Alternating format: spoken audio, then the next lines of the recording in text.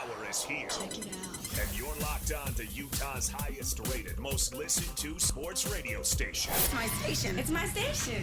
This is Hans Olsen and Scotty G on 97.5, the KSL Sports Zone.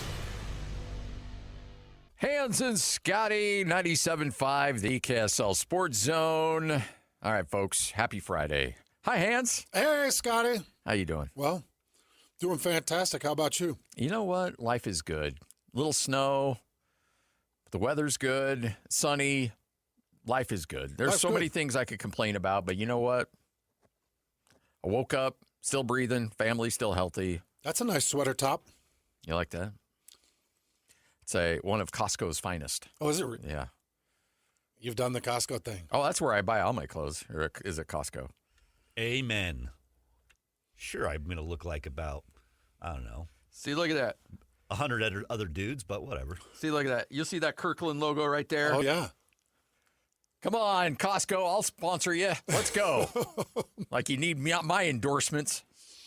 I'll help you. I like that pullover, man. Yeah, man, I'm telling you. Kirkland's best. You know what? That was one of the nice things about dropping LBs is when I could go to Costco and buy clothes. That's got to be nice. That's a nice, because you can buy like decent stuff for like $12 and there you go. Shirt, pants, well, quarter zips. What's your least favorite? About Costco? No, about dropping the LBs. My 14-year-old son bullies me now. That, constantly wearing a beanie. You're always cold. I'm always cold, yeah. Not being able to run an employee into the wall. I think he still got it. No, I think he does. I think he does. No, like Brody sized me up the other day, and I was like, all right, let's go. And I don't know if I'd tussle with him. No, he picked me up. Like, he literally picked me up. And I'm like, bro, you're 14 years old. He's like, well, you don't weigh anything anymore. Does he got your height yet? No, I still got him by a couple inches, but he'll pass me up real quick.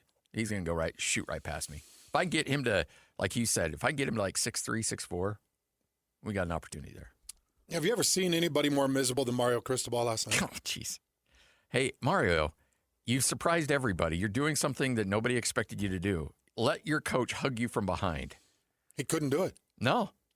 A little bit of time left on the clock. Get the F off of me. Miami scores. They get the go-ahead touchdown. And his assistant coach runs up, kind of grabs him from behind, and, man, he shucked him off quick and turned around and looked at him like he was going to murder him. And it's about the only thing I remember from the game last night. I mean, is that ridiculous that it's like, man, there were a couple things, but I do like his intensity. He is a former offensive lineman. Yeah, he screams O-lineman. So he's a former offensive lineman. He's got insane intensity, laser focus, and he didn't look like he was having any fun. I did see a video that I believe it was from last night of him joking around with that punter, the Colts punter.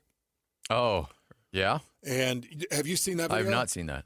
So that guy was like creeping up on him, and Mario spotted him and bull rushed him and underhooked him and picked him up off the ground. And I thought, oh, okay, well, he's having some fun there. So it looked like he was having some fun maybe after, but he's laser focused, man. Can you imagine what a national championship would mean to him in Miami? Oh, boy. That money, that illegal money. Like I know that there's really nothing illegal anymore, but Miami will find a way to make it illegal somehow because they want to. They're like, this is just who we are. Seeing Michael Irvin ripping off his belt on the sidelines, being weird. Ray Lewis, throwing out. Well, never mind. I probably shouldn't make Ray Lewis murder jokes. But it's crazy seeing all these guys on display. And it's like, what is this, 1988? What's going on here? There are a lot of very famous people that are trying to attach themselves to the Miami Hurricane. Yes.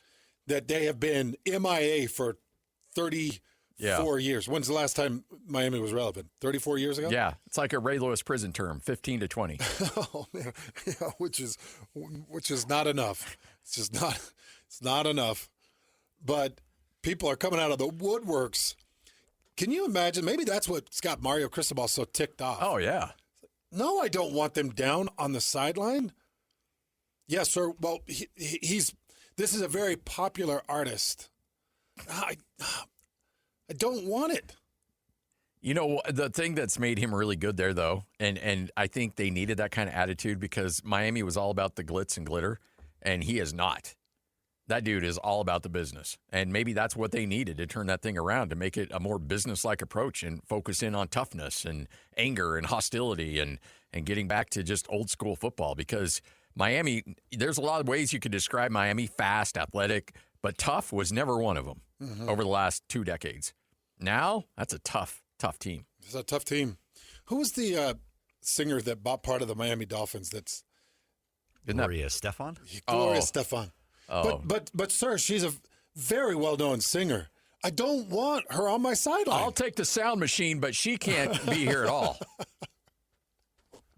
Oh, my gosh. It's Gloria Estefan. She's got that fruit basket hat on. Put her on the sideline. I don't want her on the sideline. The sideline's already too packed. All right. Well, I guess we'll tell her. You're going to have to tell her, Mario. I'm not telling her. And then, like, up on the – and this is the thing I always hate is, like, when you've got the yes. Come on. You can't keep this off the sidelines. No. She needs to be doing your halftimes. No, this is like – she is to Miami as the all right guy is to Texas. Yeah. Matthew McConaughey. Yeah, they're tied at the hip. The rhythm always gets you. Like always. I know, man. She's way underrated. But last night at the trophy celebration, you had the sponsor is VRBO, and I guess they're like a kind of offshoot of where the home rental place. Airbnb, yeah. Mm-hmm. And so this lady is up there, and she doesn't know anything about football, but we're so proud to give the honor to the Miami. It's like nobody wants to hear from you. And then they always have like the school president wants to get up there. And to Mario Cristobal's, to his credit, you can hear him in the back go, "Can we get these people off the stage and bring up the players? Or Thank you. I did love that. Yeah. It's like, you know what? He's right there. Like, I did really love that. All of these jabronis had nothing to do with it. Get them off the stage. There's only 2 people that three groups of people that deserve to be up there. Number 1, the players. Number 1. Number 2, the coaching staff. And number 3, the boosters that paid for all the players. Yeah, that's right. Those are the 3 that need to be there. Those are the ones that won it. They're the ones responsible for the victory. Everybody else can stand down below and watch them hold the trophy. Yes. Academic dudes, get off the no president, you leave. Nobody wants you. Athletic director, nope, you get to leave too. No, you're 100% right. They should have the 4 or 5 captains up. That's first and foremost. Yeah. They should have the head coach right behind them, and then they should have the 5 highest paying boosters. Yep. That are right there. And everybody gets to hold the trophy first, and then they can hand it to all the other boosters and all the other players, and everybody else shuts their mouth and gets away from the camera. Because you've already had your time. Like, move away. Yeah. But I know everybody's like, yeah, well, VRBO, well, yeah, I'm sure there's a lot of money put into it. A lot of TV puts a lot. But when you're handing the trophy, it's the trophy. Yeah. That's the championship trophy. Well, it's the semifinal trophy and the Fiesta Bowl trophy. But I think that these celebrations have gotten way out of hand with how many people get to talk and hold the mic. And it's like, no, just slim it down, hand it to Cristobal, make it fast. Give it to some players. Let them have their time in the spotlight. Yeah. Find a couple of offensive linemen that nobody really likes. Yep. Put them up there. Yep. It used to be all about the FaceTime. Come on, let them have their FaceTime. No, they don't need FaceTime. It's like the Scalley press conference the other day. All we're there for is Morgan Scalley.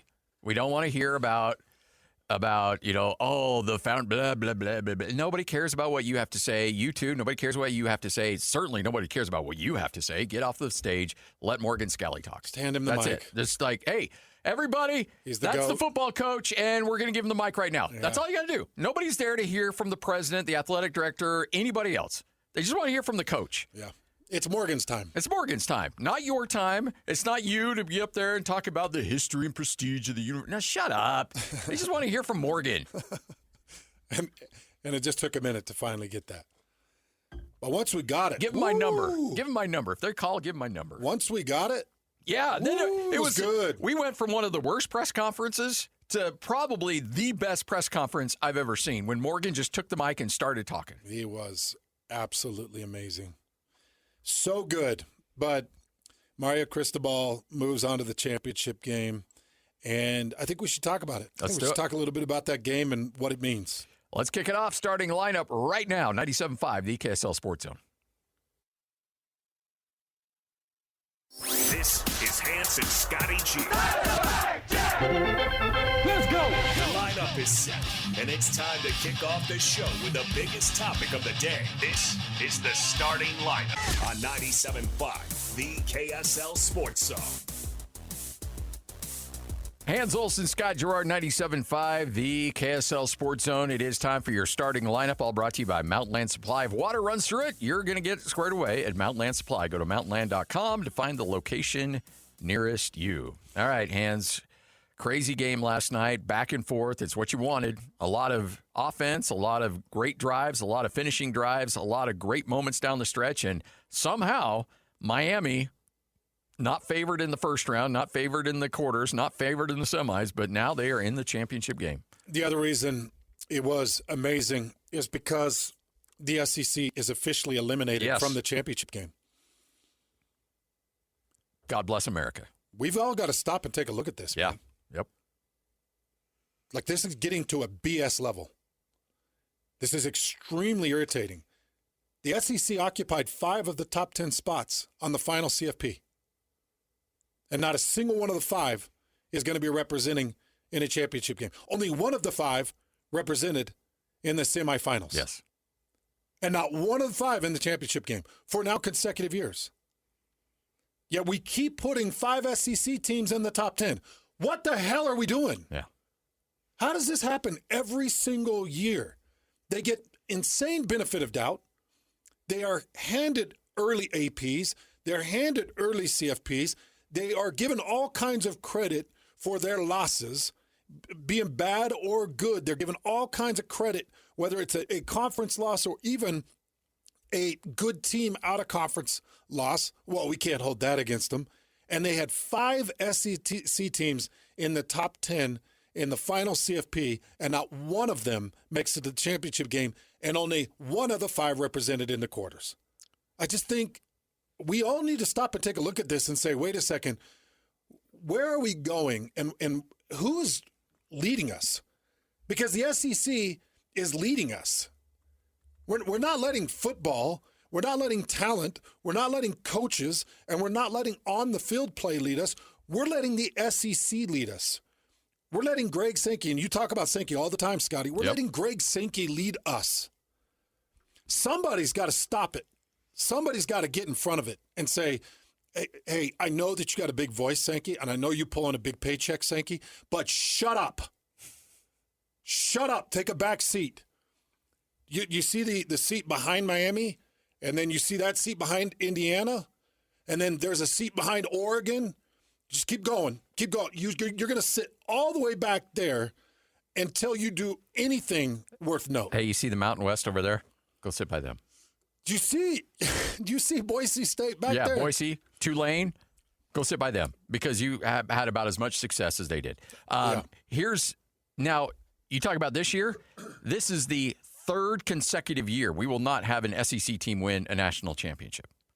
With all the odds that they get, all the entries they get, 3rd consecutive year, there will not be an SEC team winning a national championship. And I just want, just for the sake of argument here, 2 things. If this was the Big 12, and they're like, you know what, the Big 12 had a great season, we're putting 4 Big 12 teams in the college football playoff.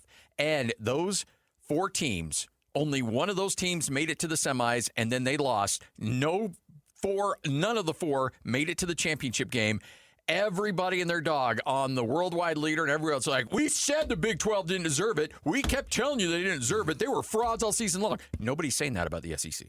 Nobody's saying that about the SEC. Not. If the roles were reversed with any other conference, maybe outside of the Big Ten, people would be losing their minds at how horrible they are. Yeah. And then second of all, if it was take BYU's situation and put them in the SEC, they go 10-2 in the regular season. and they lost to Georgia in the regular season, and they lost to Georgia in the championship game, they would be in the college football playoff. You take Utah, you put them in the SEC. Their only 2 losses were to Georgia and Alabama, those 2 teams who played in the SEC championship game. Guess what? They're in the college football playoff. Yeah. Yep. And BYU and Utah had every right and would have performed just as well as any other SEC school in this year's college football playoff. Well, watching Ole Miss last night, they had some good moments. The same with Miami. Sure. Miami had some good moments. I feel like Utah and BYU could have been right in those games. Toe-to-toe with either one of them. Should have had an opportunity. Yes. Because I feel like both the trenches, I feel like Utah's offensive line could compete with that Miami defensive front. And if they can compete with that front, they can compete with anybody.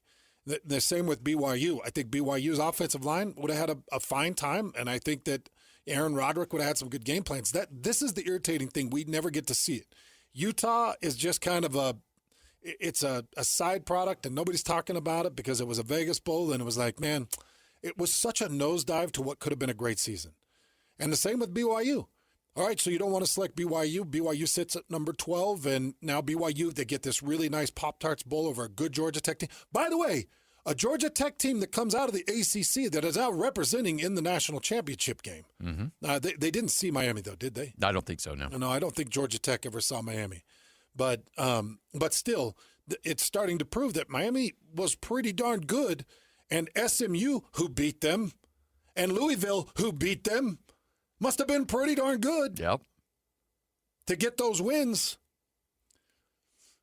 It's actually shocking to me, Scotty, that we just do this year in and year out, and because of the last 20 years, we just assume that those teams are going to be good. The rules have changed because if you go back to the way college football was established 5 years ago, 10 years ago, yes, the SEC was the best because they were cheating and they had all the best talent. There's no doubt. They had the best talent. There's a reason why Alabama, Georgia, LSU were winning national championships, and then Clemson was sprinkled in there a little bit. But there's a reason why, because they could, they had the rules stacked in their favor. Now everybody can go out and pay players. And so the playing field has been crazily leveled, but yet we're still stuck in the mindset of 5-10 years ago where we think the SEC is so much better than everybody else, and they're not. They're not. The landscape has changed. Utah is every bit as good as Alabama right now. BYU is every bit as good as Miami is right now because everything has changed. The landscape has changed. And guess what? Next year, BYU is going to be better than both those schools. Not just as good with the news of LJ Martin. We'll get to that coming up here next. But BYU is going to go toe-to-toe with anybody next year. Yeah, they should. They should. With the return of the talent, they should. And I tweeted out yesterday with some of the news of who's coming back and what's happening. I tweeted out yesterday, I said they better be an AP top 10. Because if you start force-feeding us SECs and you pump us full of half of the top 10 being SEC, I'm just done. I'm so over this over-speculation. Everything is leveling out. Everything is leveling out. As you can now pay players, everybody's going to bat. Texas A&M is paying them. Look at what Colorado's doing. Colorado's starting to shell out money. They're trying to keep prime and give them a reason to stick around. So if thinking to yourself that 5 SEC teams in a 12-team playoff isn't good enough, okay, five SEC teams in a 12-team playoff. Think about this. The SEC occupied half of the top 15. They had almost half. They had 7 teams represent in the top 15 of the final CFP. So if 5 representing in 12 isn't enough, then just look at your top 15 and say, wait a second, so we had a conference that was occupying half of the spots of a top 15. Half. And we get one of those to a quarterfinal, and we can't get any of those to a championship game? Something's broken. And props to the Big Ten, and props to the ACC, and props to the teams that are spending money. Indiana has gotten in the game, and props to Indiana. Texas Tech has gotten in the game, and yeah, it was not the outcome that any of us wanted. Honestly, we talk about things that gag us as media, that put a zipper on our lips. Texas Tech losing like that, it put a zipper on our lips. Yeah, they neutered us pretty good. Yeah. Yeah. We couldn't sit here and stomp our feet and say, well, look at what you missed. Because Texas Tech, man, they screwed up. Yeah. And it took our legs out from under us. But the thing is that's still a really good team. Just didn't have it. The quarterback wasn't there. But the quarterback projections are looking better. I don't know. Maybe better. So is Sorsby better? I don't know. Well, he's a dual threat. He's a tough kid. but you know what Texas Tech did, though, is they said, what was the biggest thing holding us back? We didn't have a good quarterback. So let's go out and buy the best quarterback available. Now, I'm with you. I don't know if Sorsby is going to be a great match, but there's no doubt that according to all the rankings, he was the best quarterback available. And what did Texas Tech go do? Went and got the best. Got him. Do we have an announcement on Sam Levitt? Because I almost think I'd take Sam Levitt over that kid. Sam Levitt is now flirting with Miami. He's in Miami today. Oh, my gosh. That kid So is Beck's on. out. That kid is on the wine and dine line, man. Yes. You know, and Holy I don't know if cow. this is public knowledge or not, but I guess Dallin Levitt is representing him, his brother. And I love Dallin. Dallin's a great dude. And I got to imagine those two guys shopping around his services, yeah, they're going to make it happen. Dallin's one of the most competitive dudes on the planet and one of the most emotional dudes on the planet. So, yeah, it's going to be interesting. They're going to find a way to make it work somewhere. I know a lot of people can't stand him and kind of all around the place can't stand him. But the one thing I always respect is the depth of competitiveness. Oh, yeah. And I get it. It's despicable. Some of the things that they've done. It's the same with Kyle Whittingham. People can't handle how competitive he is. Or the same with Sam Levitt. They can't handle how competitive he is. But, Scotty, in the world of sports, man, you got to cut throats and you got to be competitive. And people can say, well, but you got to keep your self-dignity. You got to, man, no, you know, when everything settles out and these guys can't play the game anymore, they need to have what money they could possibly get. Yeah. And I would have loved to see Sam Levitt stay at Arizona State because I still wanted to see BYU with an opportunity to serve redemption to Dillingham and to Levitt because that was a brutal loss in that Sun Devil Stadium. It was tough. And they won't get an opportunity to do that. Where's Kenny Dillingham? He's still at Arizona State. So he stayed and signed an extension because he was sitting there begging for money. Yeah, he was flirting with Michigan. And then I don't know how that broke up. If Kyle ended up breaking up that potential marriage when Kyle became available, I'm not sure. But, yeah, he's staying put and now is still begging for money. It's still begging for money. You see why. Oh, yeah. We all see why. You have to.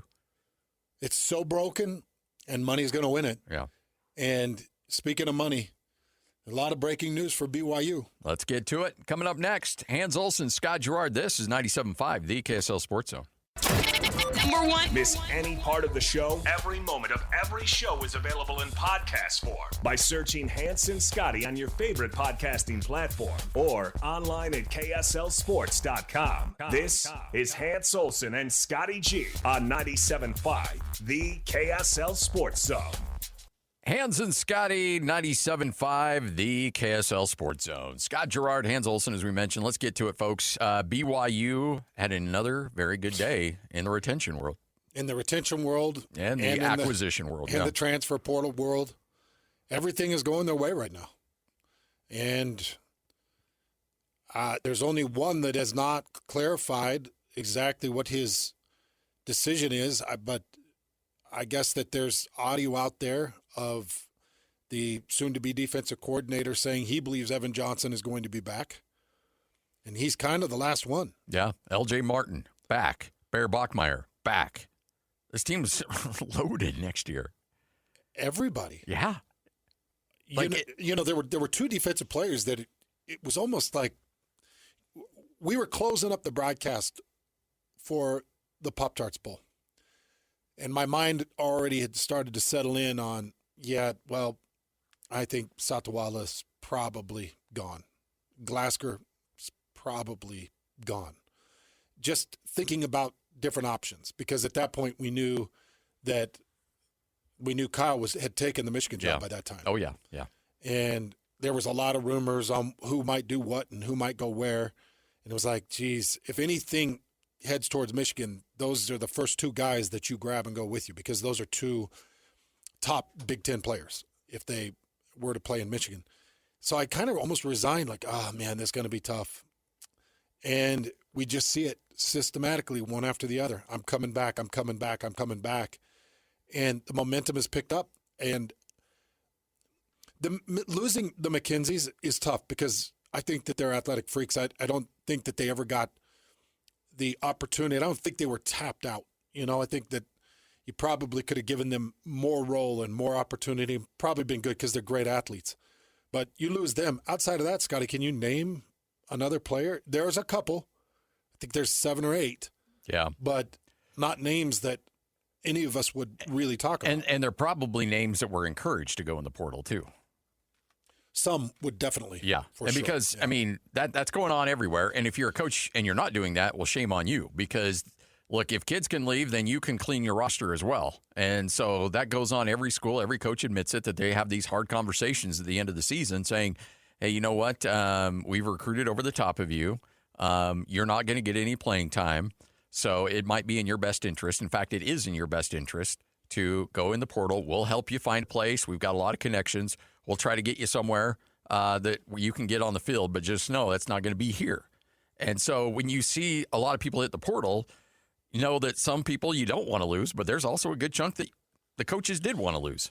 Yeah, asked to move on. Okay, so let's go through it. I'm going to go through some of the big names that have announced they'll be returning, all right? Okay. We'll start with the offensive line. Bruce Mitchell and Andrew Gentry were 2 big names and great returns. There's others, but I'm just giving you kind of the top of the list. Bear Bachmeier is back. By the way, congratulations to McKay Hillstead. Yeah. McKay Hillstead goes back to Logan. Yep. Will he be received well there? I'm hoping. He will. I mean, I'm sure there'll be some jackwagons up there. They'll be like, you went to be, shut up. No. Yeah, Look, embrace him. Love him. Embrace him. He had some good moments for you, and he's not going to be he's not been given the week 1 starter job. They didn't have any quarterbacks in that room left. Right. And they've got a couple freshmen they really like that are coming into the program. They'll be there in spring. So McKay's going to battle for the job. Nothing's been guaranteed to him. And if he wins it, great. Then go support him. And either way, support him. The way I look at it, McKay Hillstead is Riley Nelson, and Riley Nelson played for Robert and I, didn't he? Yes. So if you're looking for go fast, go hard, McKay's the man. Yeah. So embrace him because he could take you to a Mountain West Conference championship. I don't or a disagree Pac-12 with that at all. championship. Yep. I guess I got to get used to that now. Yeah, that's true. Pac-12 championship. So Bear Bachmeier back. Parker Kingston back, which is big time. L.J. Martin back. And I'm not really mentioning the transfer portal guys, but there was a 4-star receiver from Oregon that was signed out of the portal that's 6'6". Yeah. And I was watching some of his film. He's a real freak. Like 230 pounds or something like that? Yeah. 220? Yeah, 220. 220, Yeah, that's 220. Right. He's a beast. Keanu Tanabasa back. Anisi Purcell back. You can kind of throw in the others. Polhan, Akana, and Clegg are more than likely back. Glasker back. Is Sarah back? Those are 2 big ones. Falata Satawala back. Raider Damuni back. Darian Alexander back. These are all your big primary players. Now you fill a couple portal roles, and not only that, but you keep your offensive staff intact, so nothing changes there. And you move a defensive personnel out of the coaching room into the defensive coordinating area. You keep Gary Anderson, so you're keeping everything pretty much the same as it was with Jay Hill, other than who's calling the plays. And you've got yourself some real continuity from the coaching staff, which is important, where these players have familiarity and they understand what's asked of them. Now, if they hit the ground running and they don't start sniffing their own glue, they don't start eating their own Elmers. I wasn't going to say. Yeah, you were. I wasn't going to say. You were. No. If they don't start eating their own their paint chips, Yeah. then these guys can take a next step. Now, if they sit there and they're like, yeah, do you remember the time when we were playing Georgia Tech in the Pop-Tarts Bowl? That was awesome. It was so awesome. And it's so hard not to do that. Oh, I bet. Yeah. It's so hard not to do it because you have these highlight moments in your career, and it's so fun to be like, man, that was awesome. Yeah. I remember when I did that. Well, I got to imagine you and the rest of your crew sitting back and watching that 96 team. You're like, this is what we do every year. That's exactly it. It's like, Oh, it's just kind of given that we do big things and we win 14 games per season. That's how things go. And that's not how things go. You have to put the work in, and I'm hoping these guys all stay humble. They all stay hungry. That's Kalani's saying. And you add the transfer portal pieces. And did you just bring up another portal player, a tight end? For BYU? Yeah. I did not. Not that I the Lions kid? Oh, yeah. Sorry, the USC kid. Ryder Lyons' brother. Walker Lyons, I want to say. Yeah, he's committed to BYU. So you saw that. I didn't know that. Yeah. Was that a long time? Has everybody known that? I think it was it's been rumored forever, but I think it just was official today. Either he made the statement or somebody came out and said that that is going to go down. Well, that's what you need. You've got to have a very consistent, very founded tight end because you lose Carson Ryan. I mean, you could go between Carson Ryan and Chase Roberts as the biggest loss offensively, and people are going to hate me for this because people see one thing and not the other, but I think Carson Ryan's the bigger loss. When you lose a foundational blocker, he was everything, man. The amount of times he led block for Parker Kingston on screens, on end rounds, on ditch out passes, he was always out front blocking. He was always great on his combos. Carson Ryan was the most underrated blocker. And the other thing is, how does he not get a Big 12 mention? No, I don't know. It's crazy. Yeah. Carson Ryan was brilliant. And how good was he in the Pop-Tarts Bowl? Awesome. Which he needed to be because he is an NFL-level talent. He just needs the opportunity. People are going to kill me for that. But this is my eyes. This is what I see. This is the football through my eyes. Call. Now, Hans. So that's how I see it. I think Carson Ryan's probably the biggest loss. Yeah. Shifting gears a little bit of breaking news. 6 minutes ago, Utah transfer Jonah Le'ea committed to Michigan. Okay, that's the defensive tackle. Yep. Dang. So now you've lost Dallas Vakalahi and you've lost Jonah Le'ea. And that was one where you probably – and I know Utah did everything in their power to keep Lewis Powell. And Michigan said, we want you.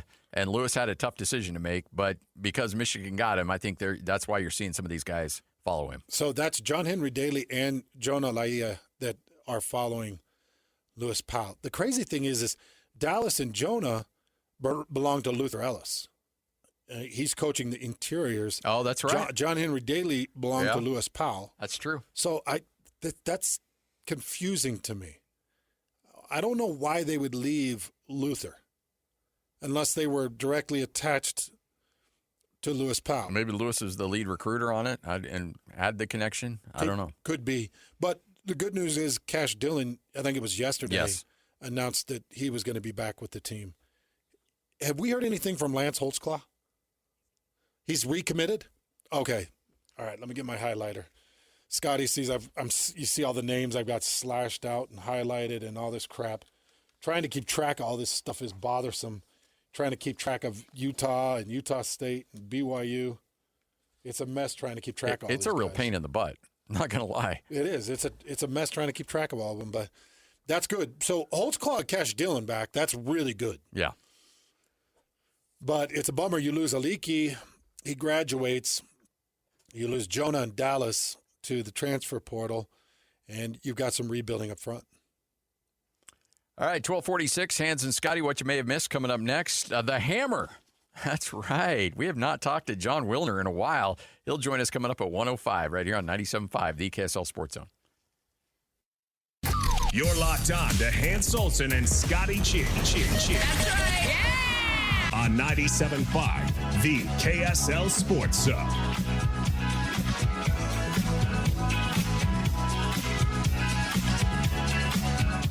Hans Olsen, Scott Gerard, 97.5, the KSL Sports Zone. Time for another edition of What You May Have Missed. And, boy, get ready, folks. We're going to have another round of lawsuits coming as after last night's game, Ole Miss quarterback Trinidad Chambliss, His waiver for the 6th year of eligibility has been denied by the NCAA. That would effectively end his career and cost him millions of dollars that he would pick up by returning to Ole Miss next year.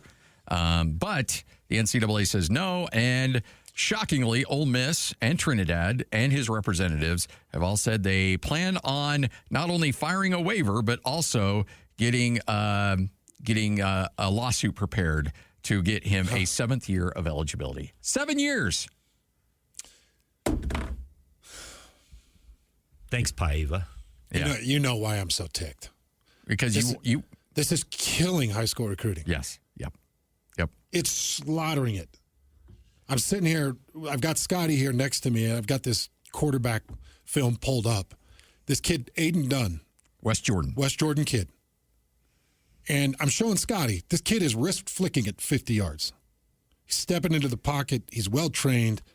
He's a dog. He's a dude. He can't get an offer out of the state. He can't get an offer. He can't get a major D1 offer. It's like, how? This kid is incredibly good.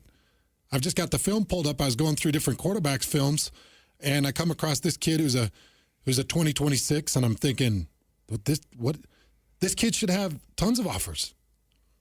But because we keep granting, there's still kids that are like playing on the 2020 COVID issue. I think so.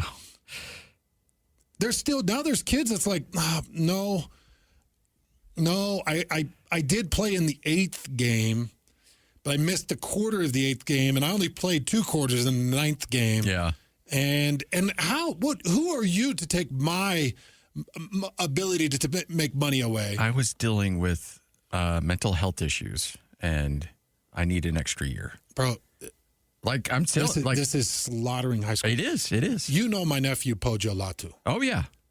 Pojo should be playing for anywhere he wants right now. For 2 years, the kid leads in tackles or second in tackles in the state at linebacker, and he can't sniff a D1 offer in the state. It is so hard to get offers in the state. I mean, it's hard. Even with Utah State, yeah, it's getting extremely hard. Weber State, really hard. It's just getting more and more difficult because Weber State is now collecting cast-offs. Like you just mentioned, this kid that's headed to Utah State. That kid is a dynamo, man. His dad is one of the best running backs in BYU history. His mom was a track star at BYU.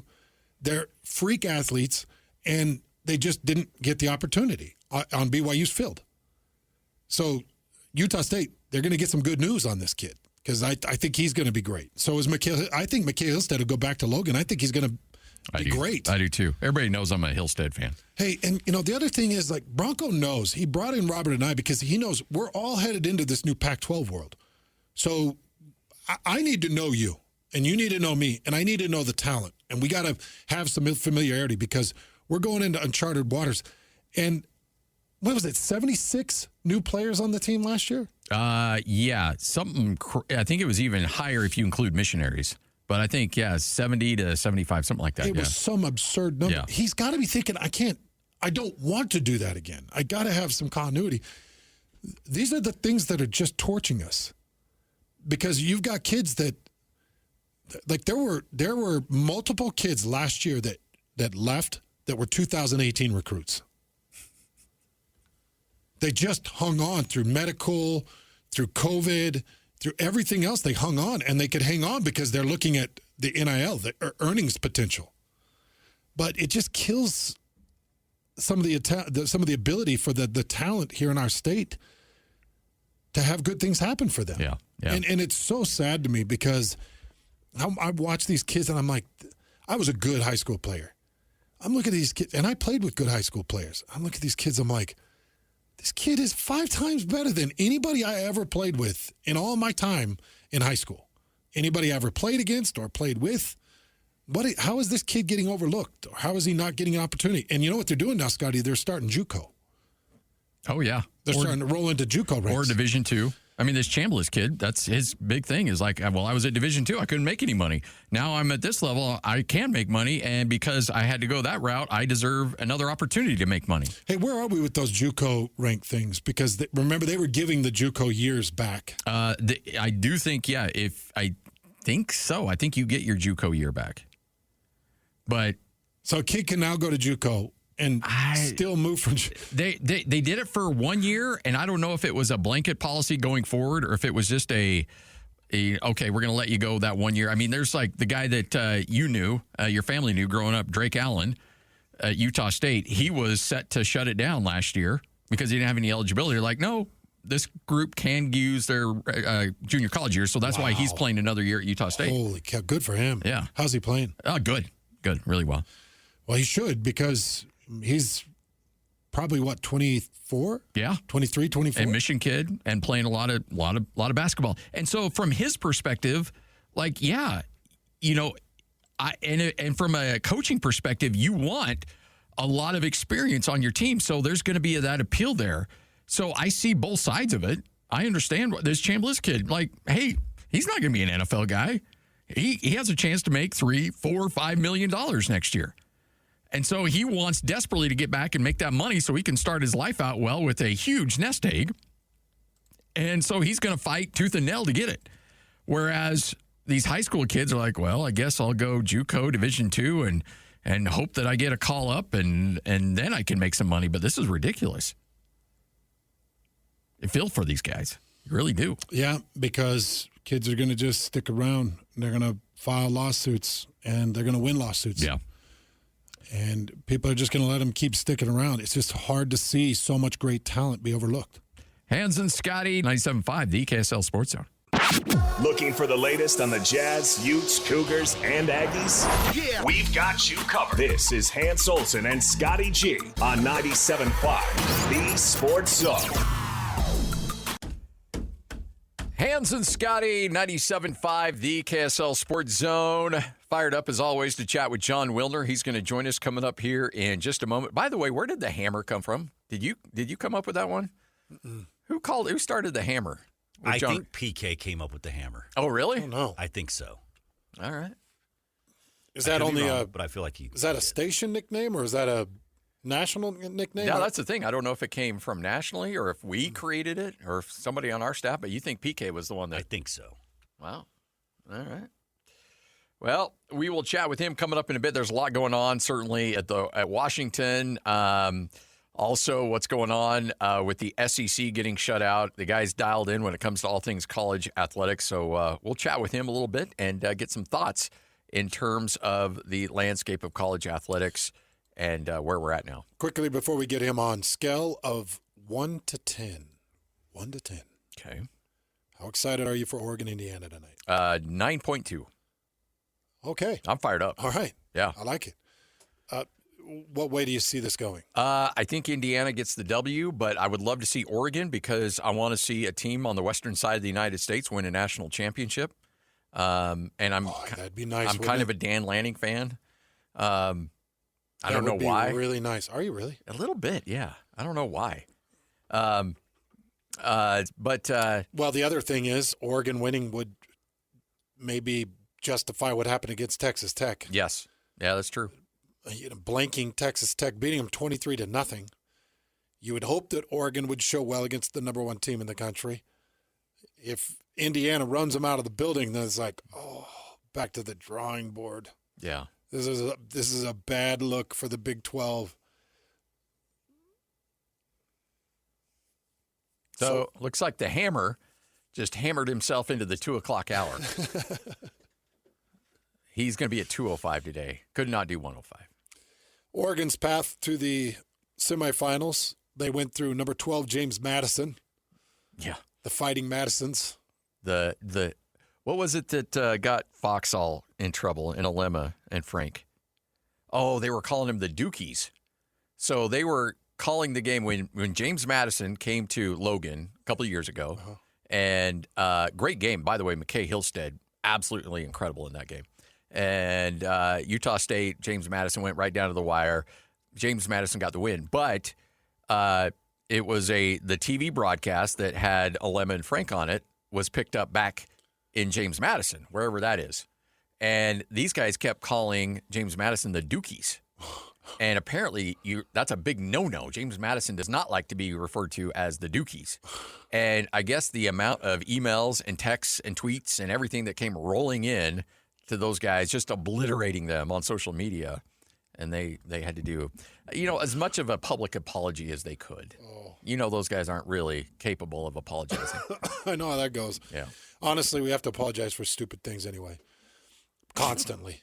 Like, wait, you don't need to apologize. It's James Madison. What are they going to do to you? And, just like, hey, nobody needs to guess what? apologize. You're the Dukies. That's it. Just when you play out here in Utah, we're going to call you the Dukies, and you can deal with it. You know who should apologize is the people that asked them to apologize, because that's an embarrassment. I don't know if anybody asked them to apologize. You think they just did it? I think because they're good people? Yeah.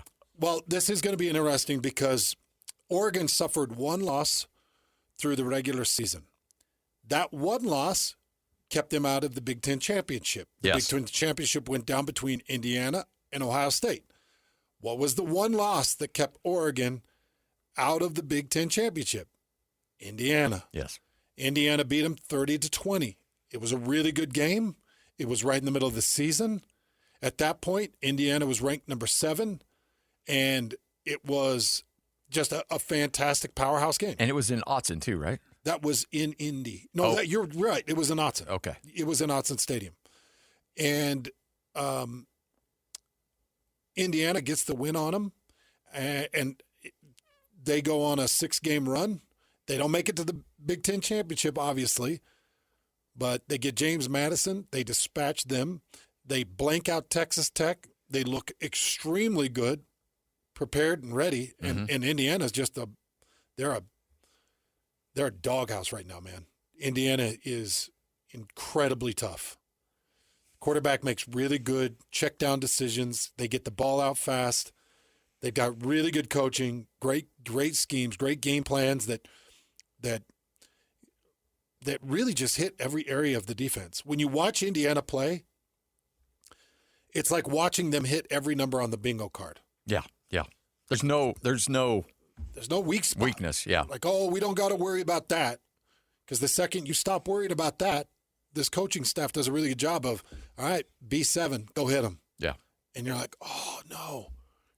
We didn't, like, they've got every area covered. So I love this Indiana team. I think they're going to win the championship. I do too.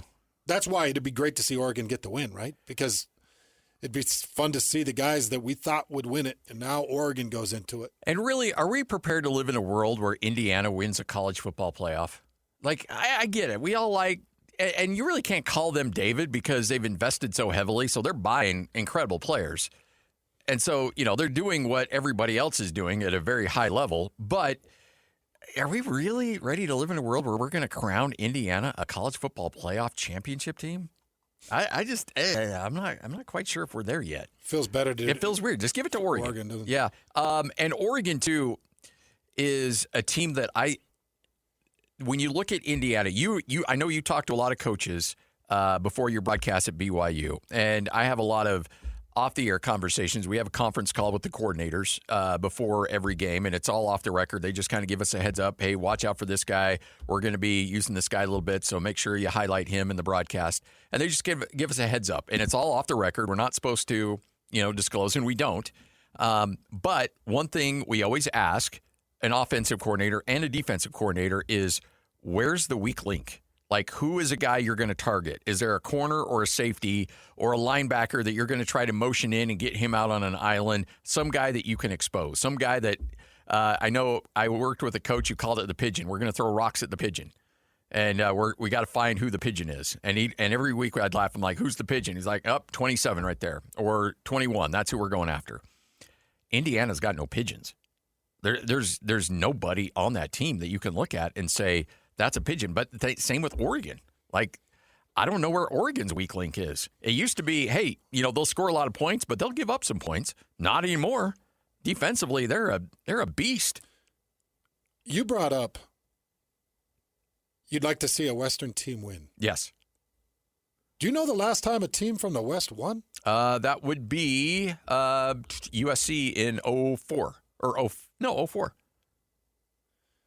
So it would be sealed in 04 because who vacated that? Oh, USC did. The Reggie Bush. It still counts. And then you got 2003 where they were AP, but BCS, LSU was BCS. Is that right? Yeah. I mean, it was. So, but in the CFP, LSU won it in 03. That was Nick Saban's LSU team. And then 04. No. USC did win it in 03. Wait a minute. No. Let's see. Yeah, I think USC won it because they were back-to-back champs in 2003 and 2004, and they were going for 3 in a row, I thought, when Texas beat them in the championship game in 05. But I think the 04 vacation is because of Bush. Yes. So I guess technically. Okay, now this is what's crazy. All right, so you had USC for a minute, early 2000s, almost back when I was still playing. Yeah. In college. I was still playing in the NFL at this time. Now, look at this. Now you got to go back all the way to 1991. Washington. Where Washington finished 12-0 under Don James. And even then, it was a split one with Florida. And it was a split. Because they didn't play. Dennis Erickson and this Miami team ended up with the AP, and it was just, those were weird times to crown a champion back then. But 2 times since that's incredible. 1991, you could say 1 time since 1992, has a team from the West come out on top. That's insane. Yeah. And frankly, you've had Oregon play for a national championship.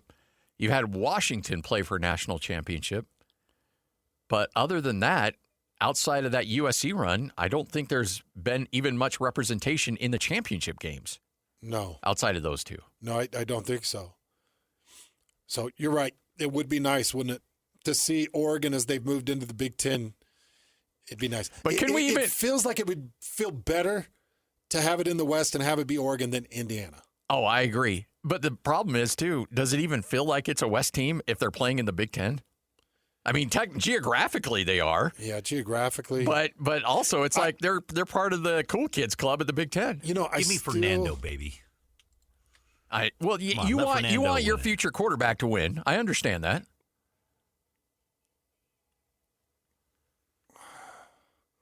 What are we doing?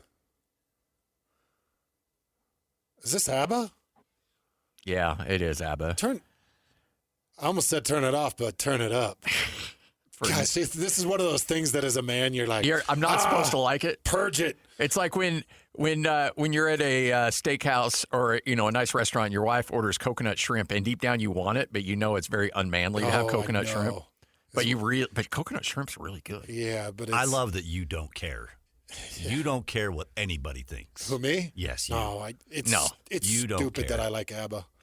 But but it's not. The song "Take a Chance" is like one of my all-time favorite songs. So the movie Mamma Mia, all about it? No, not all about it, but definitely throw it on and tap my toe. Okay, so you'd rather just listen to the music than watch the movie? Sure. Yeah. Okay. Yeah, for that one, particularly. But most musicals, and by the way, "Song Sung Blue." Has it hit the charts like I've been saying it should? I don't even keep track of it's gaining steam, that's for sure. And I will be watching it here in the near future. Okay, so let me tell you why Oregon still resides in the West to me, even though they're in the Big Ten. So I'm going to tell you why, like, it's still the West to me. Because I look at their roster, and it's Arizona, California, Oregon, California. It's Washington, Hawaii.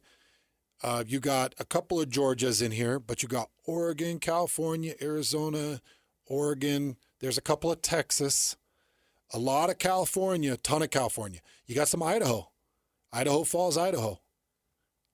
Kenyon Sadiq is out of Idaho Falls, Idaho. You got Orem, Utah. Roger Saliapaga. There you go. Out of Orem, Utah. So you got a bit of Utah on that roster. Oregon, Washington. I mean, this is mostly Oregon, Washington, California. You got one Colorado on there, and you got a Nevada on there. So it's when I say it's West, it's West because these are our kids. Yeah, I get you. It's our product. And I want our product to win. I do too. It's a really good point that you brought up, Scotty. That's a great point. Give me the West, baby. Yeah. Geez, we've been embarrassed for a long time. We really have. And I mean, how does anybody even take us serious out here? They don't. They don't. Yeah, they don't. Yeah, I mean, look, even the stink of the West Coast is now rubbing off on the Big 12. The Big 12's not getting any love because, well, they've added Arizona, Utah, BYU. We can't give them any love. West Coast Conference. Come on, they might as well be kicking games off at 8:30 for crying out loud. Hey, and why is it that the last team that we had in the West that won, why is that they vacated it and it's the most hotly controversial team in college football history? And Reggie Bush is out there like, these kids are getting this now, and I had to give up my Heisman Trophy because somebody paid for Matt Leinert's dad paid for my apartment? That's so bad. Are you kidding me? Reggie Bush would be an $8 million player. Oh, yeah. Today. Oh, yeah. And even then it would be cheap for what the value he brought. Reggie Bush was a college player. If the kids don't understand how great Reggie Bush was at USC, go back and go on YouTube and Google USC, Reggie Bush, Fresno State. One of the great individual single performances in college football history. He was electric. Yeah, he was. Every time he touched it, you feel like he was going to take it to the house. If you talk about the GOATs of college football running backs, he's in the top 3. Easy. I don't even like putting Ricky Williams in there because he was just so big and strong. I know, he just ran people over, but Ricky needs to be there. And Herschel, yeah. What was Bo Jackson like? Was he at Auburn? He was at Auburn. I don't remember. I mean, I'm sure he was great, but I don't remember crazy numbers. Barry Sanders at Oklahoma State. I remember watching a Holiday Bowl when I was a kid. They were playing Wyoming, and he ran for like 400 yards, it seemed like. Yeah, but maybe Reggie's up there. Maybe he's 1 or 2 because he was so special. But the West has just been humiliated. Yeah, it's ugly. Well, it's time. It's our time. You know what? I'm putting an O on my shirt tonight. Tonight, I swim with the Ducks. Plus, one of my very best friends played at Oregon. Oh, yeah? And he lives just down the road from me. So, is he going to be rocking the green jersey tonight? Shout out to Ryan Lofton. Ryan, go Ducks. The greatest Oregon Duck in the state of Utah. Bo Jackson in 1985 went for nearly 1,800 yards rushing. What was that last year? Did Barry broke 2K, didn't he? 18? I think he did. I think you're right. Yeah, in nearly 1,800, yes. About 14. And that was when they were playing 10 games, probably. 11 games. 11 games. Yep. 17 touchdowns. Finished a career of 4,300 yards and 43 touchdowns. Herschel Walker rushed for 5,259 yards in 3 seasons. Did Herschel do it on the baseball field too? Herschel did it.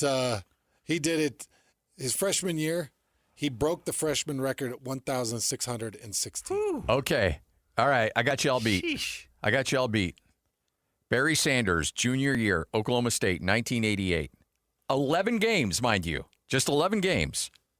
344 carries. 2,628 yards on the ground. He averaged 238.9 How many attempts? On 344 attempts. Ooh. He averaged 240 yards a game. He had 37 touchdowns that season. Bo did it on 278 attempts. What was his per game average? 162. All right. Well, I got 240 over here. Okay. So. Oh, my gosh. So he won the Heisman? Yes. Yep. That is an insane year. Let's see. Selected unanimous All-American, 8th non-college senior to attain the Heisman Trophy. Yeah. Speaking of running backs, L.J. Martin comes back. That's huge for BYU. But everybody better be on high alert to find the number 2 running back at BYU. Yeah. Because when LJ went down, it was like, uh-oh. Go to the cupboard. There's nothing here. Go to the cupboard. Sione's hurt. His can is expanded. I think it's botulism. DeMooney, what's going on? The box is open. It's got weevils. Like everything that you went to was just, DeMooney, he did okay. Was it the Pop-Tarts Bowl? Yeah. He did okay. He did. He stepped up. He had some moments. All right, so here's the amount of carries L.J. Martin had this year, 236. The next highest in terms of rushing carries, Bear Bachmeier at 147. The next highest after that was should be Parker Kingston. Parker Kingston. Yep. Then it should be Cody Hagan. Cody Hagan had 9. Enoch Niwahine had 25. That's right. It was Niwahine.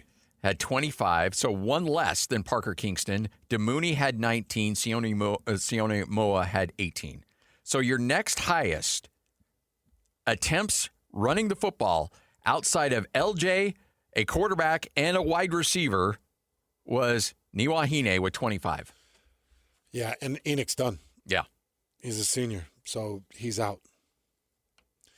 Go to the portal and get yourself a running back. Yeah. And I got to imagine when you go out there and there'll be somebody that'll be like, well, I want to be the guy. You got LJ coming back. Why would I come? Well, first off, we'll give you more money. Second of all, we don't want LJ Martin carrying it 22 times a game. We want LJ carrying it 18, and we'll get you 13 to 14 carries a game. And you're going to be highlighted in an offense where you're going to get some great opportunities. Well, yeah, we'll put you both in the backfield. Yeah. And we'll make it optional so that, if defenses are showing looks on LJ, then we've got you there, and we're going to force them to pay attention to you. I think you can sell it. Yeah. Oh, I do. Plus, you're going to sell it as – and, Scotty, I got a lot of blowback on it, on saying that they should be an AP top 10. How does the AP – there's a couple things. So AP is going to go into the 2026 voting to start with the preseason AP poll. Correct. It'll come out late July, early August. And there's a few things that they got to look at. Number one, the returning talent. A+. A+. Number two, the returning coaches. A. It would be an A+, but you lost J. But it's A. Still, you got pretty much your whole staff back. Last year's performance, A. Good, solid A. Only 2 losses, and they were both to the same team that was in the college football. That's an A, okay? Now, the AP has to start looking at it like, okay, well, what is our positioning here with BYU? Because they're playing Notre Dame. So what's the best for Notre Dame? BYU being highly ranked. BYU being high ranked. Yeah. Because it makes it this way for Notre Dame. It's either a good loss for Notre Dame or it's the biggest win in Notre Dame history. And you can set that up as an AP and you could say, hold on, what can we do for Notre Dame? Because we kind of screwed them and we screwed BYU. Yeah. And both of them were crybabies. What can we do? I'll tell you what you're going to do. You can make that BYU Notre Dame game the biggest game on the biggest stage with 2 top 10 teams. And if you're concerned about Notre Dame, you have BYU highly ranked just in case BYU does win. They're like, well, yeah, they lost to the 8th ranked team in the country. Yep. Or 9th ranked team in the country. Exactly. So that's why, when I put that out there, I'm not just doing it to be like, hey, like I'm thinking through these things. I've got A+ and A's through all of my major categories. I've got a major scheduling reason. And if you look at the Western viewership, BYU was number 2 behind Oregon. Yeah. So now I'm like, okay, I'm getting crazy eyeballs. I've compounded 2 seasons with 11 and then 12 wins. You see, it's like it's all set up for the AP to do something big and do something right for BYU. Let me ask you this. We knew for a fact that Bear Bachmeier taking over as a freshman quarterback hurt BYU in rankings at the start of the season last year. No doubt about it. Had the kid that went to Tulane, Retzlaff, had he come back, BYU would have been much higher ranked because people were scared to death about the freshman quarterback, and they wanted an excuse to drop BYU. Let me ask you this. If Devin Dampier comes back to the University of Utah, this is a team that finished the year at 11-2, but the loss of Kyle Whittingham, first-time head coach Morgan Scalley, is Utah ranked to start the top 25? Mm-hmm. They should be. They better be.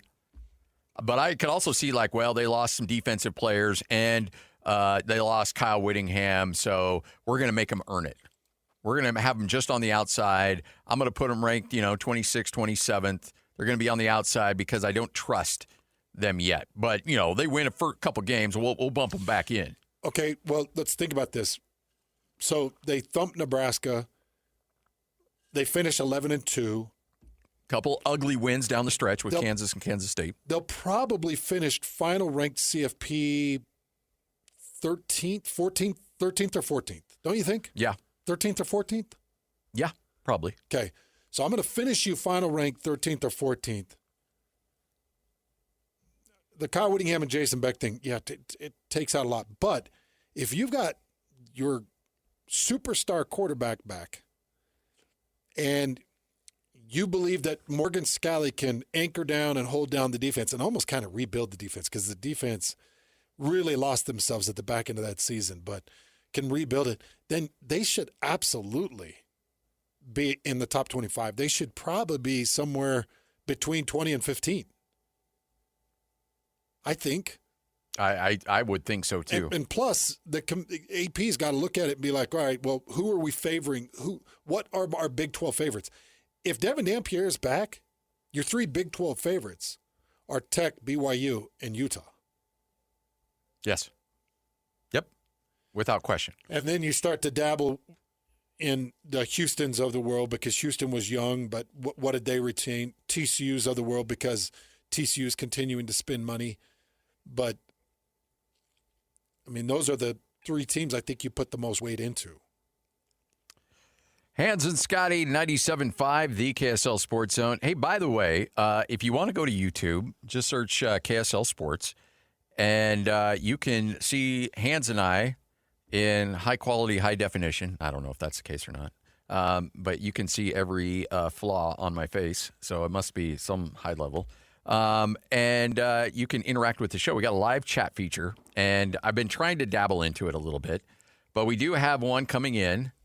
From a gentleman who I believe is in one of your favorite cities in the country, New Orleans. And he said, my dream is for Hans, Scotty, or Lloyd to say hi to the listener in New Orleans. Well, hey, you listener in New Orleans. Hi. How are you? Go get that beignet from me, buddy. Go get that beignet. The po' boy? It's probably 58 degrees, maybe. 58 degrees. So you're going to want to get the hot chocolate. And you just dunk that beignet that's covered in powdered sugar deep in that hot chocolate. Is Cafe Du Monde really the deal, or do you go somewhere else for him? Yeah, what's your place there? So it's Du Monde for me. Okay. Even though it's a little touristy? Yeah, it's only. Okay. Yeah. You feel this deep, rich history when you sit in Cafe Du Monde. It's the best in the whole world. And it's the best beignets. It truly is. It's touristy for a reason, because it's great. It's touristy, but it's also locally. Yeah. Like everybody locally still goes to Cafe Du Monde. It's still the best beignet in all of New Orleans. And it's so perfectly placed. It's right by Jefferson Square. It's just right down from the French Quarter. You've got every major landmark of New Orleans is kind of surrounding Cafe Du Monde. It's just so great. I can't even tell you how much I love New Orleans and the people of New Orleans. All right, so there's the best. dessert. If you could choose one savory item from New Orleans, what are you going with? Yeah, it's the beignet. No, savory. Like a meal. Gumbo? Crawdads? No, it'll be the etouffee. Etouffee. I was going to say that next. I knew that. It'll be the etouffee. Yeah. It's a lot of people like the gumbo. But for me, it was like love at first bite. Yeah. For the etouffee, and I've had everybody does it a different way, but the Acme etouffee it's my favorite. And Acme's, I know people are going to say what? There's a reason that they've got 100 locations around New Orleans. It's because their food is perfection. So Don't jump on me. Don't. And whoever this guy is in New Orleans, I don't want to hear your opinion unless it matches mine. He says. What? No.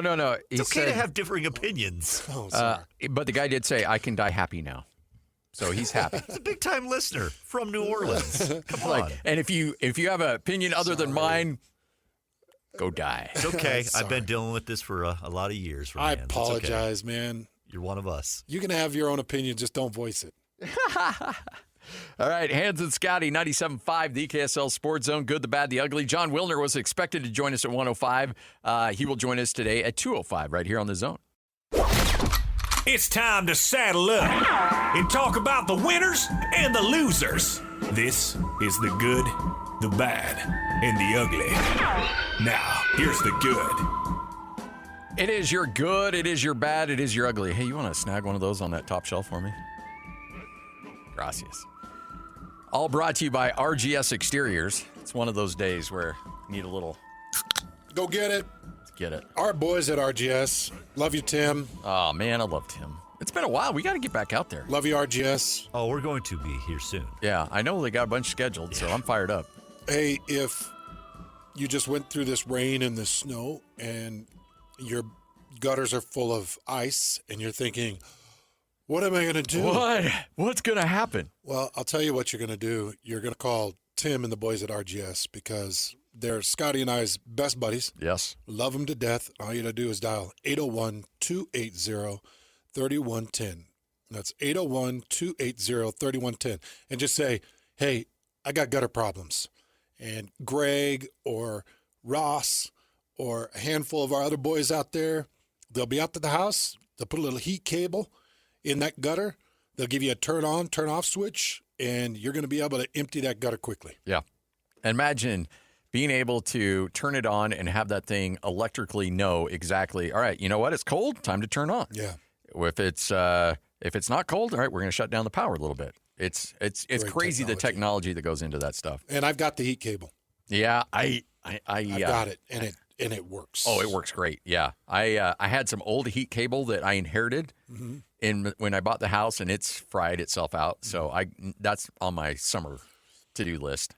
I was shocked by how affordable it is. Yeah, I know. I was thinking, they're going to run me for $600, $800. Yeah. And that's just not the case. Yeah. All right, let's start with the good.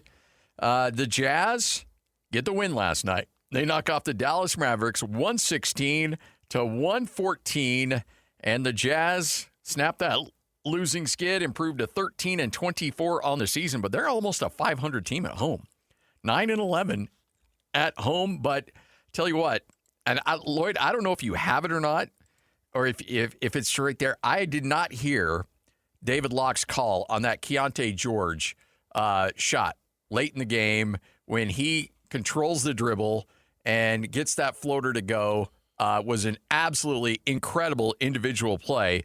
Keontae George goes for 19 points, 8 of 12 from the field, 1 of 4 from the three-point line. He has 3 rebounds, 7 assists, and 3 steals too. When you heard when you hear Bryce Sensabaugh talking about him getting All-Star votes, he should. He absolutely. Is he going to be an All-Star? No. But should he be in the conversation? Yeah, absolutely. Should grab a few. How sweet is it that in your first 2 games against the Dallas Mavericks, you're 2-0? Yeah. Okay, so nobody wants to win right now. But why would you want to beat the Dallas Mavericks? Well, because the Dallas Mavericks were gifted the number 1 overall pick in the draft lottery. They draft out Cooper Flagg, who's going to be great, and you've beat him both times. I know in the grand scheme of things, the overall significance, it's nothing. To a shallow individual like myself, a vindictive, shallow individual like myself, it's something.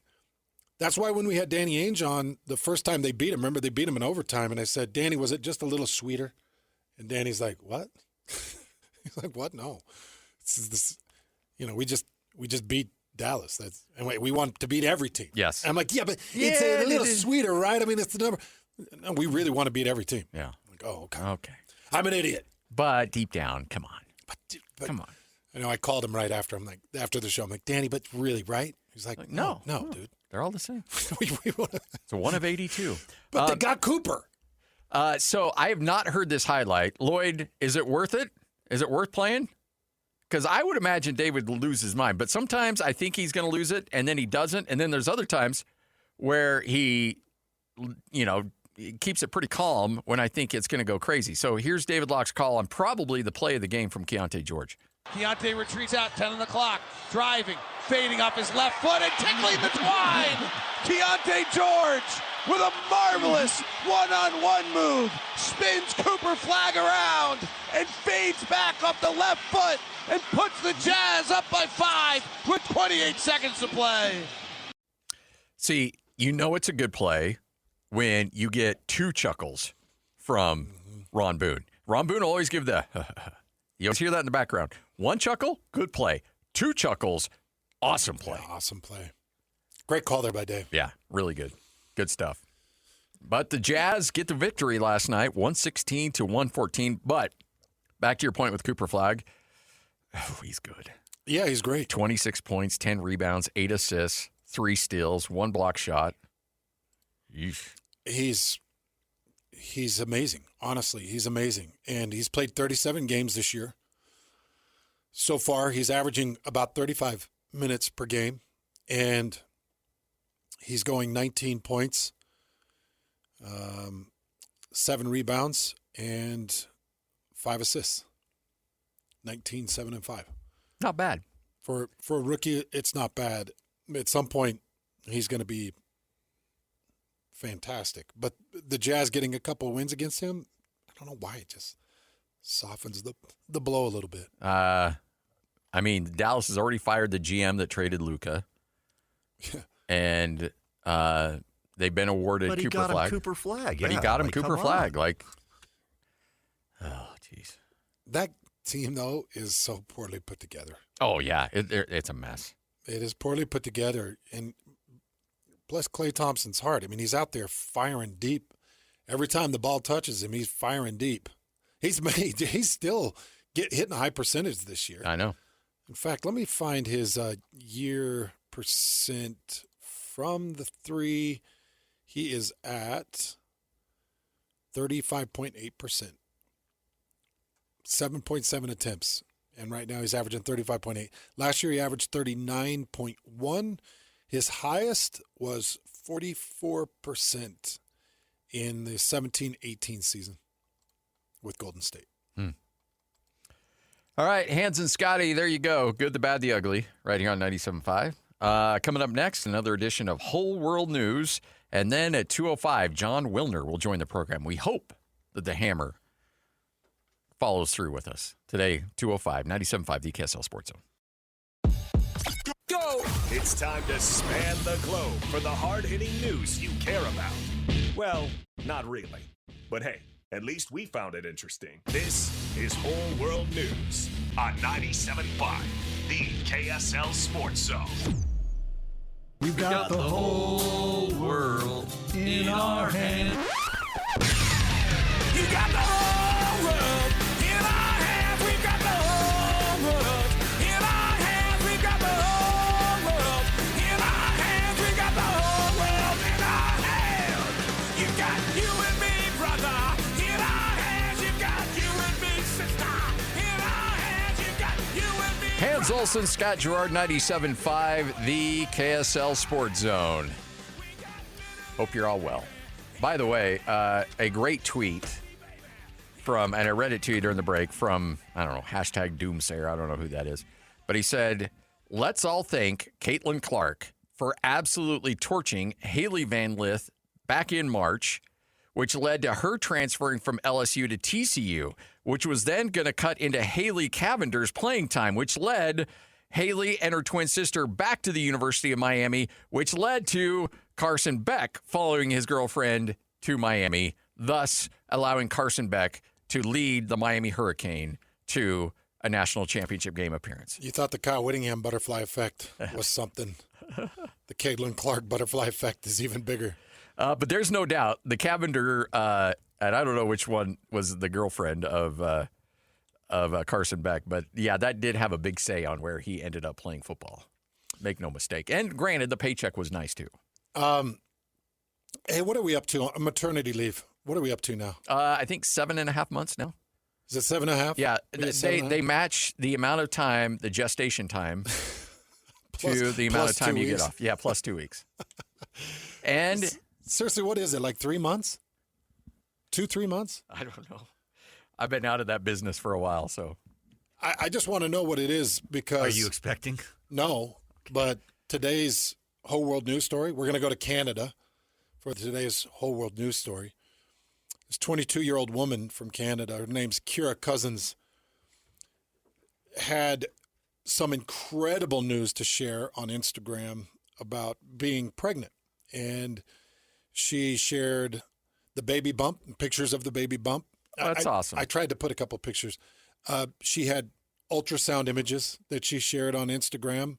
She even had a gender reveal party. Oh, yeah. Pop the balloon. Yep. She had at the reveal party, she had many people come and bring gifts. And it's a big reveal party. Got to do it right. And Especially on the first. Yeah. And celebrated Kira's pregnancy. And they all looked at the images. They came up with the name Bonnie Lee Joyce. It's a throwback to ancestral stuff. She's got a grandma that was Lee and a grandma that was Bonnie. So Bonnie Lee Joyce. It's a really cute gesture. Sure. And this woman went on to have the baby. And it was just a beautiful, bouncing little baby. And there were images of her with the baby. And the baby started looking the same in every picture. And people were like, that baby it's not aging. What's wrong with the baby? And she just came out and revealed that she faked the whole thing. Whoa, the whole thing. The whole thing. From the pregnancy to the birth and everything in between, to get the gifts, to get the time off, to get the accolades and the praise, to get everything that comes with coming. That is a long That's playing the long game there for sure. Yeah, she did. She played the long game. Hopefully getting some tax benefits too.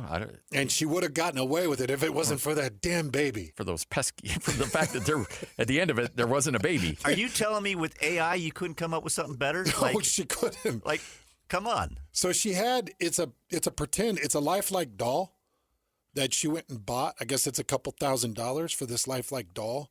And this doll will potty and able to change its facial expressions and everything. So she went to great lengths to perpetuate the whole.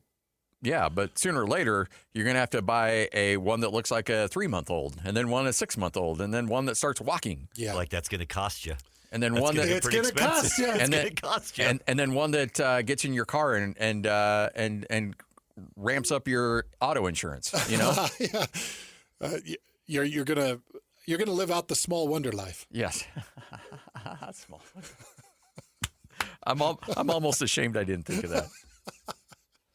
I feel dumb for thinking of it, but I loved that show. Yeah, Man, I love that show. That's one you didn't want to admit you watched, but you did. Okay, I want to see if you'll accept her apology. I'm reading from her Instagram. I already guarantee I will not. I'm reading from her Instagram. I'm so sorry I wasn't pregnant. There was no baby. I made it up and kept it going way too far. I faked the scans, messages, a whole birth story, and acted like a doll was a real baby. Well, I'm reading it word for word. I know how bad it is. I effed up, okay? I just didn't know how to stop once I started. You cried happy tears for me. You picked me up. You brought me places. this sounds like that Mariah Carey song that you did. Believed in everything I said. You didn't deserve to be lied to like that.